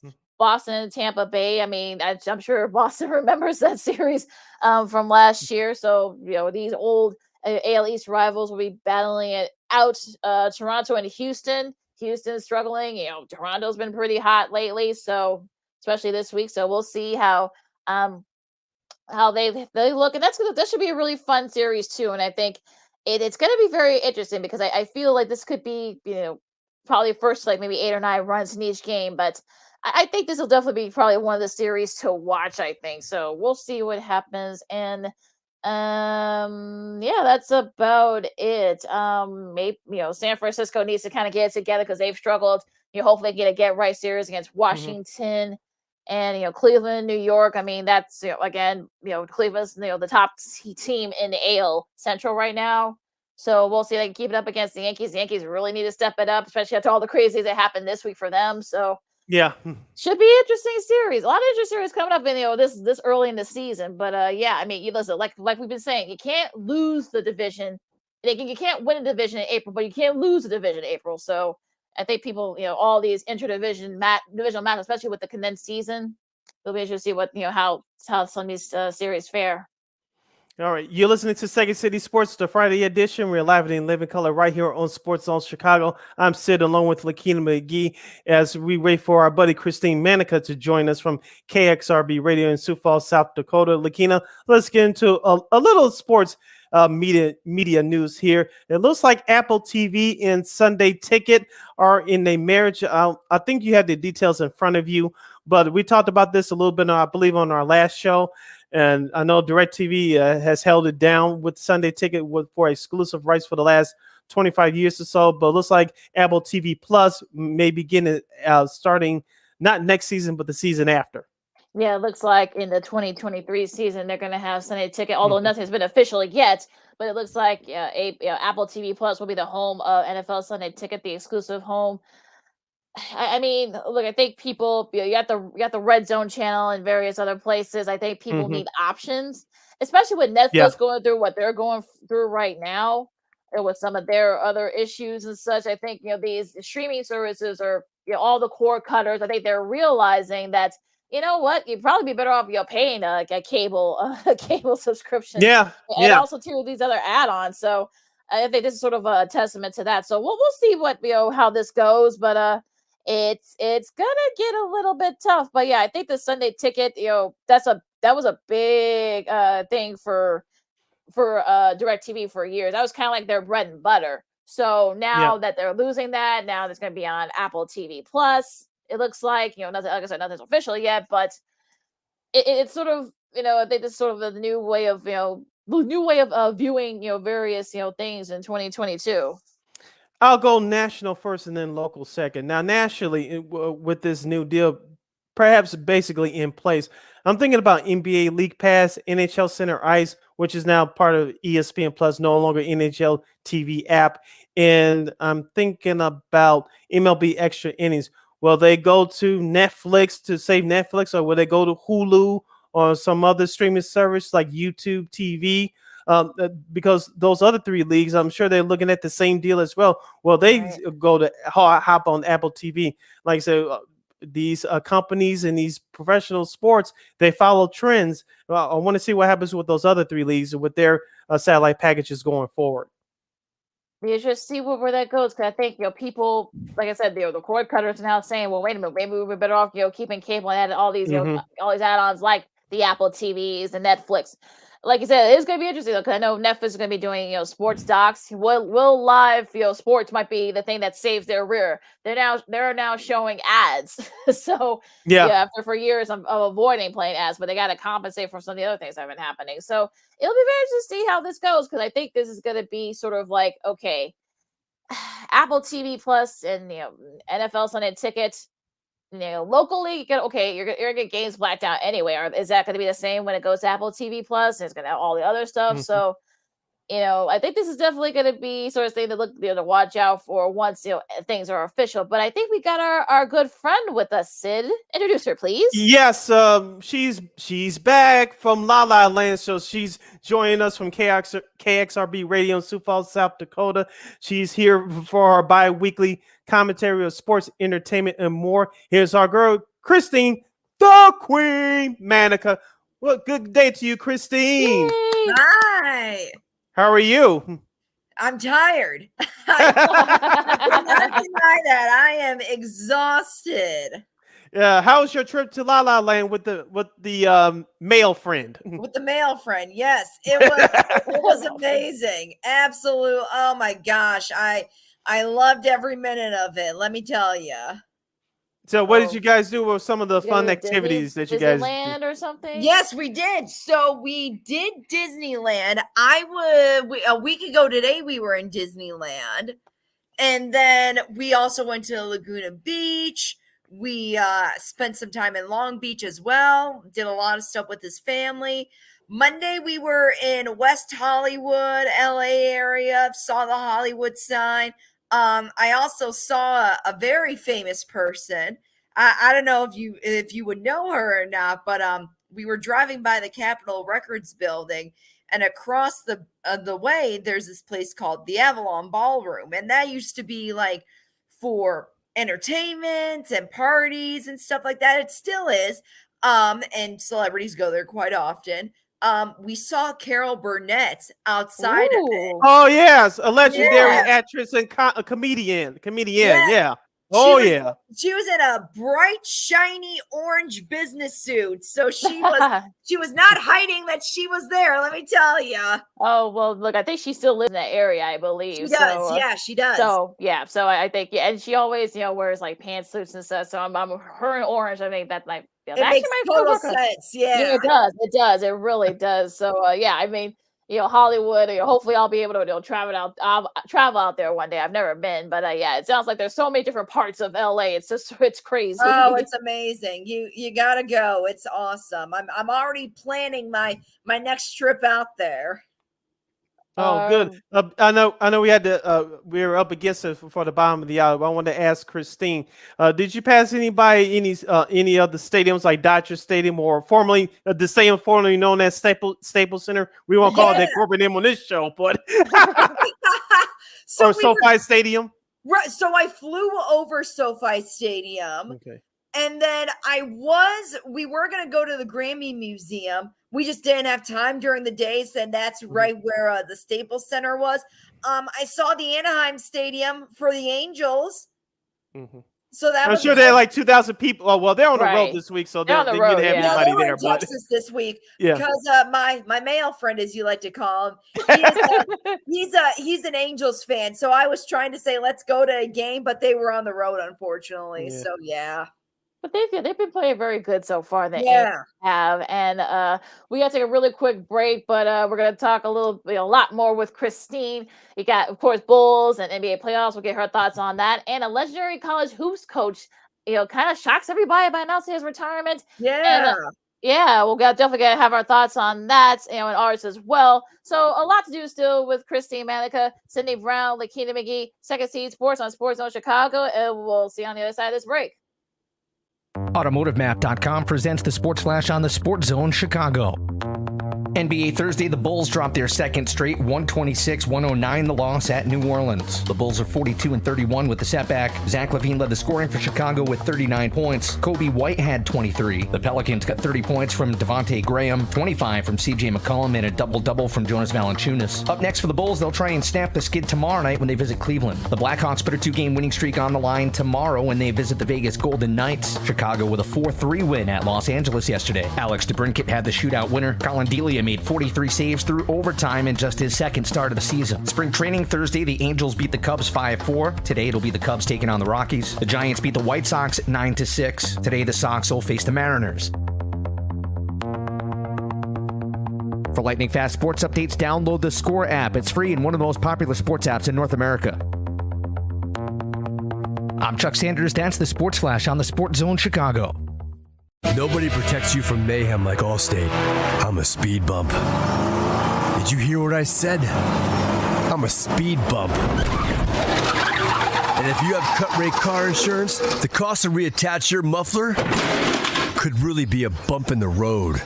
So switch to Allstate, save money, and be better protected from mayhem, like me. Based on coverage and limits selected, subject to terms, conditions, and availability. In most states, prices vary based on how you buy. Allstate Fire and Casualty Insurance Company and affiliates, Northbrook, Illinois. Have you wanted to speak a new language but thought it'd be too difficult or take too much time? Then try Babbel. In just 15 minutes a day, Babbel teaches you conversations that you will actually use. With 14 languages and lesson topics like travel, business, relationships, and more, you'll learn what matters most to you. Babbel. Language for life. Learn a new language with ease. Go to Babbel.com to try for free. That's BABBEL.com.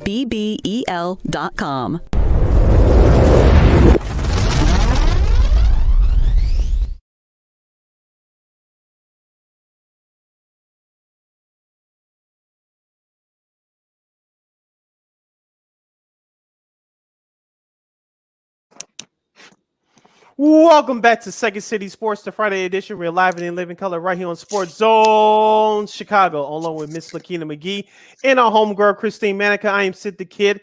You can have your questions or comments read on the air by going to our Facebook page at Sports Zone Chicago or Sports Zone Chicago on YouTube. Type in questions or comments in the comments section.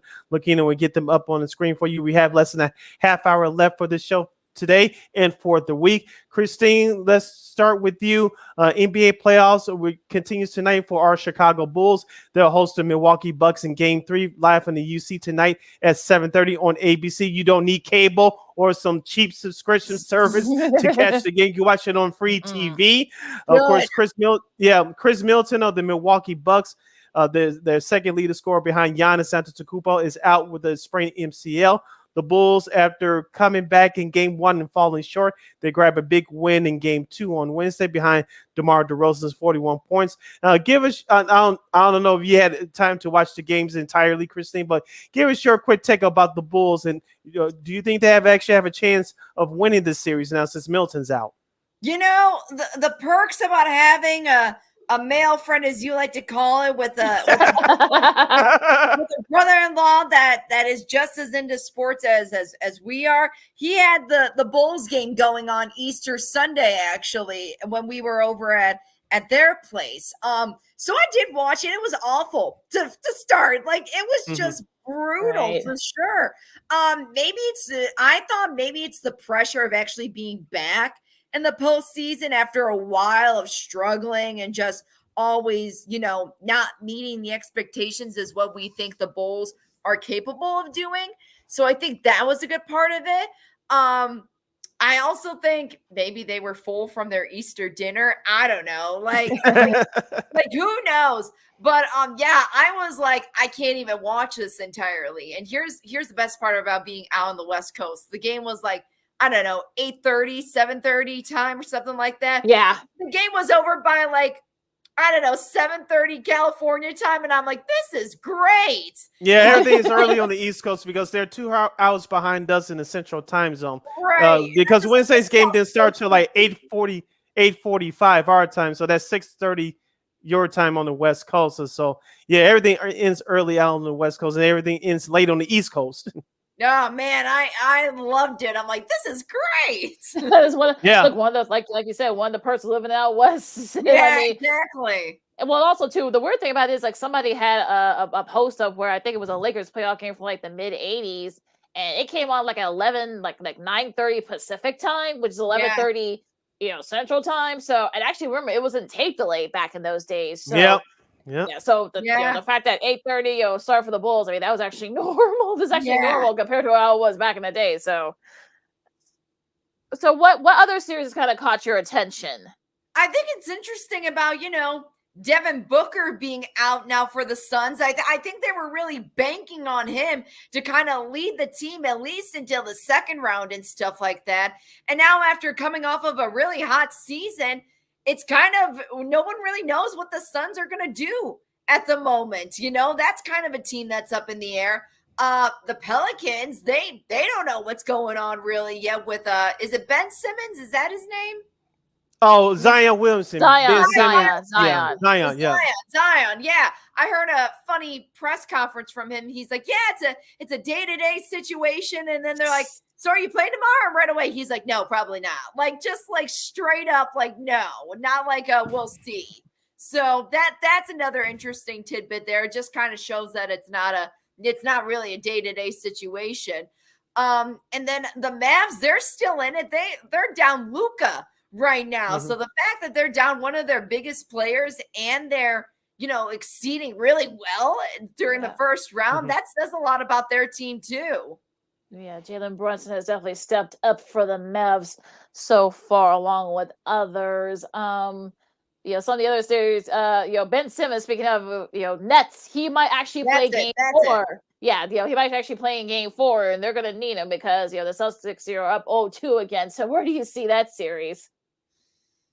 I mean, gosh, the Nets have already had a hard time enough as it is with Kyrie. Is Kyrie playing? Is Kyrie not playing? Who's still on the team? Oh, James Harden is going to Philadelphia? Okay, so this dream team that we created all of a sudden is going their separate ways, and our plan is kind of done. So what's the next best thing? So I think considering all the adversity the Nets have had this season, the fact that they're even in the playoffs is something. Do I think they're going to defeat the Celtics? No, absolutely no. I don't think so. I think it would be pretty close if they did. I think the series would come down to probably the last couple of games. But right now, I just think Boston, especially from the start of the season, they're just a stronger, unified team than the Nets, if that makes sense. Yeah, as we said before, Lakeena, the Nets must win their 2 home games to have a chance in the series, or else they'll be out by the time we commence here next week. Staying with the NBA on the lighter side for just a moment, we know that the Chicago Bulls led the league in attendance again this year, both at home and on the road. But according to NBA.com, here's your top 15 players in terms of selling jerseys. Okay. Number 1 is LeBron James. Number 2 is James Harden. Number 3, Steph Curry. Number 4, Kevin Durant. Number 5, Jason Tatum. Number 6, Joel Embiid. Number 7, the Greek Freak, Giannis Antetokounmpo from Milwaukee. Number 8, Luka Doncic. Number 9, John Morant. Number 10, Kyrie Irving. Number 11, Trae Young. Number 12, Klay Thompson. 13, Devin Booker. 14, LaMelo Ball from the Charlotte Hornets, which the head coach got fired today. And number 15, Nikolai Jokic.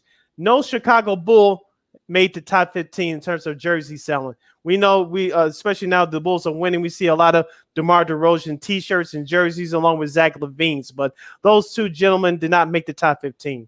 Your thoughts, Christine? What are you gonna do? You know, from that list, those are the big names that are out there right now. And I think right now the Bulls are just kind of creeping back into that category. They're just starting to say, hey, we're here, we're back. So the list isn't surprising. Considering that the Bulls were actually winning this year, I can see why attendance was up and whatnot. So the jerseys, it's not so surprising, but I would have thought maybe we would have had like Zach LaVine in there or something, but next year, there's always next year. And I think we'll probably see that too next year. The fact that we'll see maybe a couple more Bulls, maybe a Voodoo jersey, you'll get up there as well. Because like you guys said, the Bulls are actually starting to kind of get back into relevancy. That's probably why that we haven't seen it so much. But I think once you ask that question again next year, I think we'll have at least one Bull on that list. I feel like I have the NFL here on my back here on my little chair here, and some interesting tidbits in the NFL. We'll start with Kyler Murray, that saga. Apparently, Patrick Peterson was on I think he was on NFL Network. He might have been on a podcast saying that he doesn't think that Kyler will stay with the Cardinals. Now, where Kyler came back a few hours later and said, no, I want to stay in Arizona. I want to win championships in Arizona. So they're in the middle of a contract, not want to say dispute, but this is sort of like some discussion. Both the GM and the owner have said that they're not trading him. So what do you guys think about that situation? I don't think Kyler knows what he wants. Like That's true. It's basically like we're hearing one time, like what was it, a couple months ago, where Kyler's like, "Yeah, I don't want to be with Arizona anymore." Took everything down off of his social media, Arizona related. Now all of a sudden, it's like, "Oh no, wait a minute, I want to stay." And it's like, okay, what do you want? Like, do you want to be on the team? Or do you want to go somewhere else, And I think to take into consideration, too, he's a young guy. Usually guys that age, they don't know what they want. So the fact he's kind of going back and forth, that doesn't really surprise me. But I think in this business, you either want it or you don't. Yeah, I couldn't agree with you more, Christine. Of course, Kyler Murray is looking for fresh cash, and he may be getting some bad advice from his team, from his agent. So who knows? I won't be surprised that that's the case as well. But let's just say he really wanted a trade. It's not too many places that he can actually go. I know, but before you Bears fans get on me, Justin Fields is the guy moving forward. So Kyler Murray is not coming here. So let it go. But it's not too many places that Kyler Murray can go to. Yeah, well, be a team here or there that could use his services, sure. But it's not too many places that he can go like he thought, because most of the starting positions are sealed up right now. We were talking about that the other day. We're like, okay, what team right now is really looking for a quarterback? Like, what's a spot that's open? And it's kind of like slim pickings at the moment. In all honesty, I think. What is it? Is it safe to say that Carolina's looking for a quarterback still? Looks like it, yeah. Yeah, Carolina, that's one. I know the Colts already did name someone, but the name is slipping me for whatever. I was going to say Seattle, but Arizona's not trading within the division, so they're out. No. They're out, exactly. So and Matt Ryan, they just got Matt Ryan. The Colts did. So that's it. That was it. How did I forget that? So. It is strange. It's going to be strange seeing them in the Colts uniform. Yeah. I guess then Atlanta, that's another option. You got Ryan Pace in their front office, and he might give up. Yeah, the Cardinals might fleece him. The Cardinals might fleece him. So. 2 first rounders. Yeah, come on. Yeah, come on. Let's go. I mean, there really is, especially, it's tough. And again, the 49ers, that's not going to happen either. So it's really an up in the air situation for him if he were to go somewhere. Well, speaking of the 49ers. Well, yeah, I think Sid and I had that same thought. So go ahead, Sid. We'll get to the 49ers in a minute, but speaking of another quarterback that's on the move, this guy may get moved by this time next week as the NFL draft commences from Las Vegas. But you heard this guy on a podcast discussing his last situation. Baker Mayfield, it looks like him in Seattle may be a marriage. Me personally, I still say the New York Giants are a sleeper. Daniel Jones, you should not trust them, even though first-year head coach Darryl Gable from Buffalo is the new head guy over there now. They should go after him, but I'll leave that alone. But it looks like Baker Mayfield is expressing his interest out loud to go to Seattle. Could that be the case, Christine? What is your view on your boy Baker? Ah, boy, he's had a rough going around. I feel bad for the guy, because he was really bringing football back in the Browns organization. He was really, starting to show that he could be the guy for them. But unfortunately, the Browns went in a unfortunate direction. Do I see him with Seattle? I could see it with Seattle. It's going to be very difficult for him to play in that type of a field, just because when Russell went from Seattle to Denver, that kind of made sense, just because the way that the fields are made and the atmosphere, it was very similar. So that transition would be easy, would be seamless. But going from Cleveland to Seattle, that could be a challenge, in all honesty. And also, too, that they're not ready to win right now, because remember, they've traded pretty much everybody besides Wilson. So it's going to be very interesting to see if he does end up going to Seattle. I'm sure they're going to have to give up a lot, the Browns are. So we'll see. I didn't even think about the Giants. I forgot about the Giants, that they're kind of looking, but not really looking type of thing. Yeah, so it's going to be interesting what happens with that. That's going to be, we'll see what happens, because the draft's next week, and we'll see if because they're going to have to trade him somewhere, because they can't keep him there. So I don't know. Yeah, that's what happens when you pay Deshaun Watson all that money. Now, staying with the NFC West, San Francisco looks like the wide receiver Deebo Samuel has requested a trade. I know some Bears fans want him here. It'll be a great idea, but the Bears are not ready to win, so that's not going to happen. So, Christine, I want to ask you, where do you see Deebo Samuel going? Or do you think it'll be surprised that he'll stay through at least through this upcoming season? Going back to him even wanting to be traded, that just tells me that he's not sure if his guy Jimmy G is going to come back. Like that sends an underlining message to me that something else is going on. And because the wide receiver guys, when they find their match for a quarterback, they're locked in. But if something were to change, then if the quarterback leaves, a lot of the time, sometimes the wide receivers, they'll go somewhere else and whatnot. So that's saying something in itself. Do I think he's going to stay or go, and what team would I see him on? If he's looking for a winning situation, I would say Denver is a pretty good option right now, because they're just by them getting Russell Wilson and them being kind of in it the last couple of years, but just missing it slightly. I can see him being in Denver, that's for sure. Oh boy, it's tough when maybe the Chargers. I wouldn't be surprised if he sticks around the California area and goes to the Chargers, if that's where he wants to go, because the Chargers, they're clearly still in it. They want a back-to-back championship on them. But then I wouldn't be surprised if he stays in San Francisco, because there really isn't an option at the moment. Yeah, I keep thinking maybe Baltimore, they could use another receiver. That's an idea, yeah. Yeah, him and Lamar Jackson would look real good. That would be good. I've heard Buffalo. Some people said Buffalo, perhaps. Yeah. New England, maybe. Some people, of course, they're going to I was going to say New England, but I'm like, that's kind of a stretch. Yeah. They already got Devontae Parker from they already got. Miami. Yeah, so it'll be. I don't know. It seems like it kind of came out of, like you said, Chrissy. It could be maybe Jimmy G. He might be on his way out too. But although everyone has said that he's not going anywhere, but we'll see what happens next week, especially. I don't know. Yeah. So it's kind of strange things going on in the NFL. A lot of strange stuff.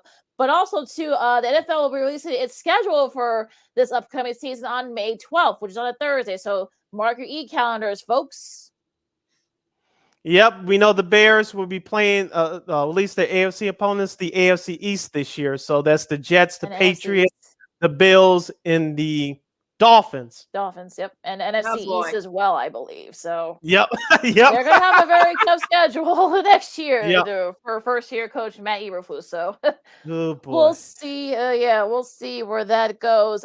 Quick college hoops nugget.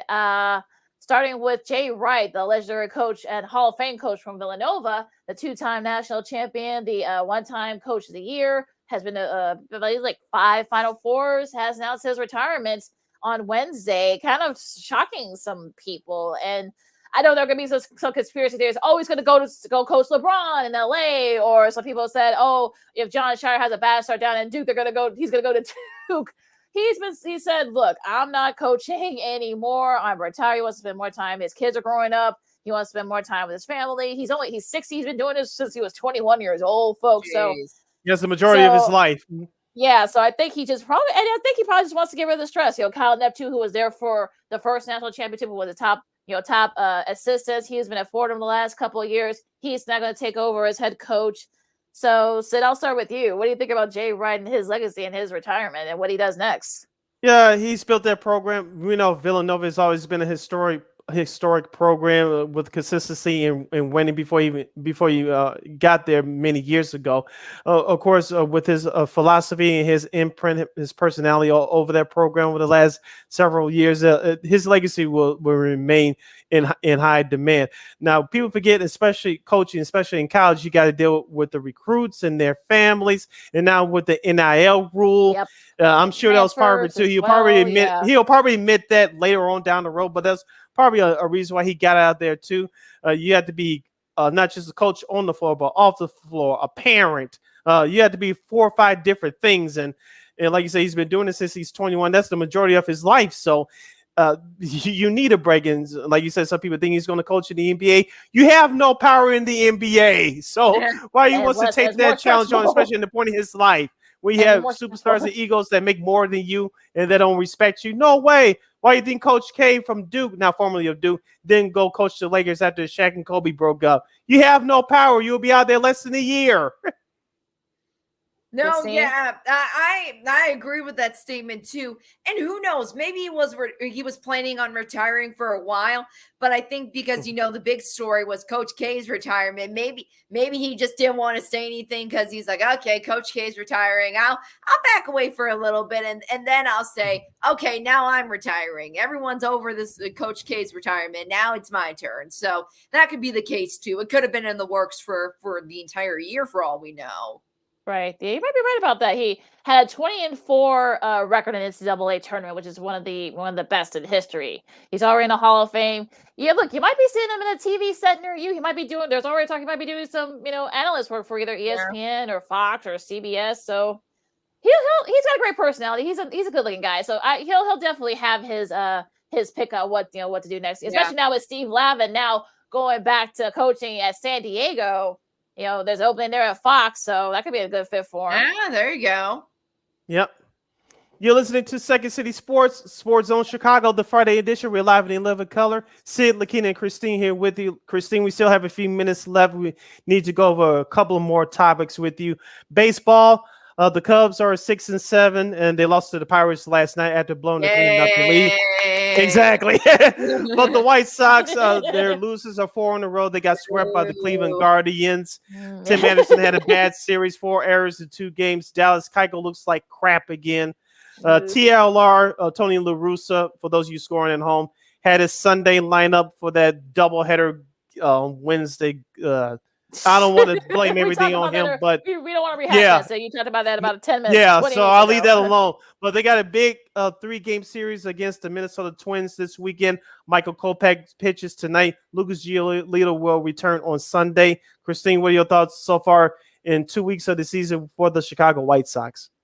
I think people need to remember this is only the beginning of the season, right? Like, if you're panicking right now about this team saying that they're not going anywhere, I wouldn't panic. And there's still a lot of baseball left this year. Is it kind of disappointing that the Cleveland, whatever you want to call them, the Cleveland Guardians, swept them? Absolutely. Like, you don't want that to happen, especially, within your own division pretty much. So it's like, what are you going to do? It's the games, like it's the Tigers, it's Minnesota. It's those games that you want to be sure that you win. And again, with Cleveland too, because you know that you're going to face them again down the road. So hopefully they're going to make those adjustments, make those corrections. I know the last time Kopech had his outing, he really did a great job out there. And I was there. Liam Hendricks bobblehead day in the cold. Bobblehead night. He did a fantastic job. So that already is a 180 from what he was doing last year. I remember telling you guys around the last season that when I saw Kopech pitch for relieving, it was awful. They blew an 8-0 lead that day. So it was terrible. So the fact that he is kind of bouncing back and showing who he really is as a pitcher, I think that's encouraging. So I think you have to find little nuggets in that to say, okay, there is some improvement going on. Should we blame everything on Tony? I don't think we should blame everything on Tony, but but some fans are always like to do. Yeah, he should listen more to his fellow coaches around him, probably, if they are giving him advice. Yeah, Ethan Casio, like he's supposed to be their parent, so yeah. We'll see. Anything else, all of baseball has kind of, caught your attention so far in this, first 2 weeks in? I'm still, we were watching the Yankees-Baltimore game the other day, and the fact that the Yankees were losing to Baltimore, I'm like, what's going on? I'm like, these are the Yankees. I couldn't understand that. I'm like, oh my gosh. It's crazy. Yeah. Hopefully they can, like the White Sox, hopefully they can kind of just put that series in the rear view mirror. They got a big one this weekend, so we'll see what happens. I mean, I hopefully they can figure it out, but you never know. Yeah. I wanted to ask Christine about the Chicago Blackhawks. Of course, they lost to the LA Kings last night, but that's not the story. Yours truly was there 8 days ago last week. Pat Foley calling it a career, 39 years as the TV voice and radio voice of the Blackhawks. No, I did not cry right until I got home to do that, but it was a great atmosphere at the UC. Pat Foley got all the accolades and rightfully so. Christine, I wanted to ask you about the career of Pat Foley and what did you think how the Blackhawks handled that night last Thursday? Oh, it's indescribable. To have a career like Pat Foley had, it's remarkable to stay with an organization that long. So that's an accomplishment in itself. I caught little tidbits of it because at that point I was flying out west. So I caught what I could in between my flights and whatnot, but it was wonderful. I think they did a proper send-off for him. I think the fans were great. I think despite everything that's happened to them this season, I think they really took the time to kind of put those aside and honor a guy that's been the face and the voice for the Blackhawks for so many years. So I think they did it right. Yeah, and they won too, which is even better. Yeah, yeah. I had to go to a shootout to win that one. I wanted to tell Christine this story. We talked about this before last week, Lakeena. Like I said, I was at the game, so during each break and each time out, they had all the Chicago announcers say thank you to Pat Foley. They had Doc Embrick from formerly NBC. He retired a couple of years ago, and people cheered him as he said, "Thank you, Pat Foley, for the great years." Blah blah blah. When they brought up Joe Buck's face on the big board, now he's with ESPN. Everyone booed him. I told you, Joe. You either really hate him or you like him. True. It's awful. It's absolutely awful. Right. It's crazy that he has that. I can tell Christine would have booed him too if she was there. I'm not like that. I keep those to myself. Absolutely. I like Joe Buck. I never understood the hate, but again, it is what it is. I just think he harps on teams way too hard, especially, I'm going to sound like a homer, but come on. The Bears, every time they're losing, he just keeps on going after it. It's like, all right, dude, we get it. We're not that good. Well, look, we all know that especially the last few years, Aben has been on the verge of swearing. Did you see? Look, we all saw that, that Bears-Lions Thanksgiving game. I mean, I'm surprised he didn't swear like 3 or 4 times. So yeah, right, exactly. I was surprised he was even able to hold it together and give some compliments to the Bears. Yeah, he actually said I think that was week, so yeah, right, absolutely. Also, too, some sad news. Same with the NHL. Guy Lafleur, who was the legendary winger for the Montreal Canadiens, who were part of those 4 Stanley Cups during the 70s, passed away earlier this morning. And yeah, I know this is a big news for won the Stanley Cup 5 times. Of course, part of those Canadian teams that won in the 70s. With Maurice Richard and Jean Bariveau. Yeah, I think they're all dead now. I think, but he was one of those guys that was just just an amazing, great tenacity. He won the Lindsay Award like 3 times. I think he also won the Hart Trophy and once in the Conn Smythe Trophy, the most valuable player in the playoffs. So just a really great hockey legend. I just wanted to kind of give that a little rest in peace to him. Nice little shout out. Yeah, nice. Yeah. Anything else? I want to leave people laughing. I didn't want to depress anybody with that news about Lakeena. Yeah, sorry, folks. I didn't mean to kind of bring down the mood there. But yeah, Kofi Coburn, has decided he's going to declare for the NBA draft. What do you guys think about that news? Go for it. Yeah, we thought. Yep. Yeah. Oh, I was just getting ready to say we thought that he was going to take that leap last year, but the extra year did it for him, and I just hope we know the Bulls are not going to pick him up. That's for sure. So he's a first round talent. He'll probably go to Orlando or Charlotte, or I'm not going to say the Lakers, but he'll probably go to one of those bad teams. I'm not going to say he's the next Joel Embiid, but he could be pretty damn close. Right. Yeah. And also, too, among others, Johnny Juzang from UCLA, Chet Holmgren from Gonzaga. Who else? I think all the main Duke guys. Pachero. I know. Moore just announced that he's going pro. Wendell Moore Jr. So yeah. So a lot of some guys are staying, like Oscar Tshiebwe. He announced that he is staying. From Kentucky. So you got to get a little mixture. And plus, you got the extra year too again. So a lot of guys now in the transfer portal, like your guy Cabello from Illinois. So we'll see where he goes. That's what you get for missing that layup against Indiana in the Big Ten tournament. Excuse me. I guess. Well, yeah, I guess so. But also, Imani Bates, who was one of Penny's guys from Memphis, has announced that he's transferring. So could be because of the stuff that's going on with Memphis. We'll talk more about that as we go. Hopefully we'll have Cassie Carlson on because she's, she worked in that area for a few years. She's now, of course, with Fox 32, now here in Chicago. She's a Chicago girl, so hopefully we can have her on at some point. We can ask her about that. But with that said, what are you guys looking forward to this week? We got a busy sports weekend here. It's going to be 80 degrees in the Chi tomorrow. Yay! Yeah, it's going to be back in the 60s after that, so... Go put it on your tank top and shorts, Sid. You go out there at 80 degrees. I do not wear tank tops. Oh, geez, okay. Oh, gosh. The Bulls definitely tonight. And then I just have laundry. So much laundry that I have to do. So I'll find something to watch. Yeah, got adulting. Definitely got adulting there. You got the Zurich Classic in New Orleans. It's sort of like the pairing event in golf. Patrick Cantlay and Scottie Scheffler, who is the hottest name on tour right now. They're in the top right now, so that should be a fun one as well. That'll be on CBS. But also too, of course, the playoffs, of course, baseball. So much going on still. So we're going into the warmer months, and a lot is happening in around sports. So what about you? That's why we like sports. There's a whole lot to watch.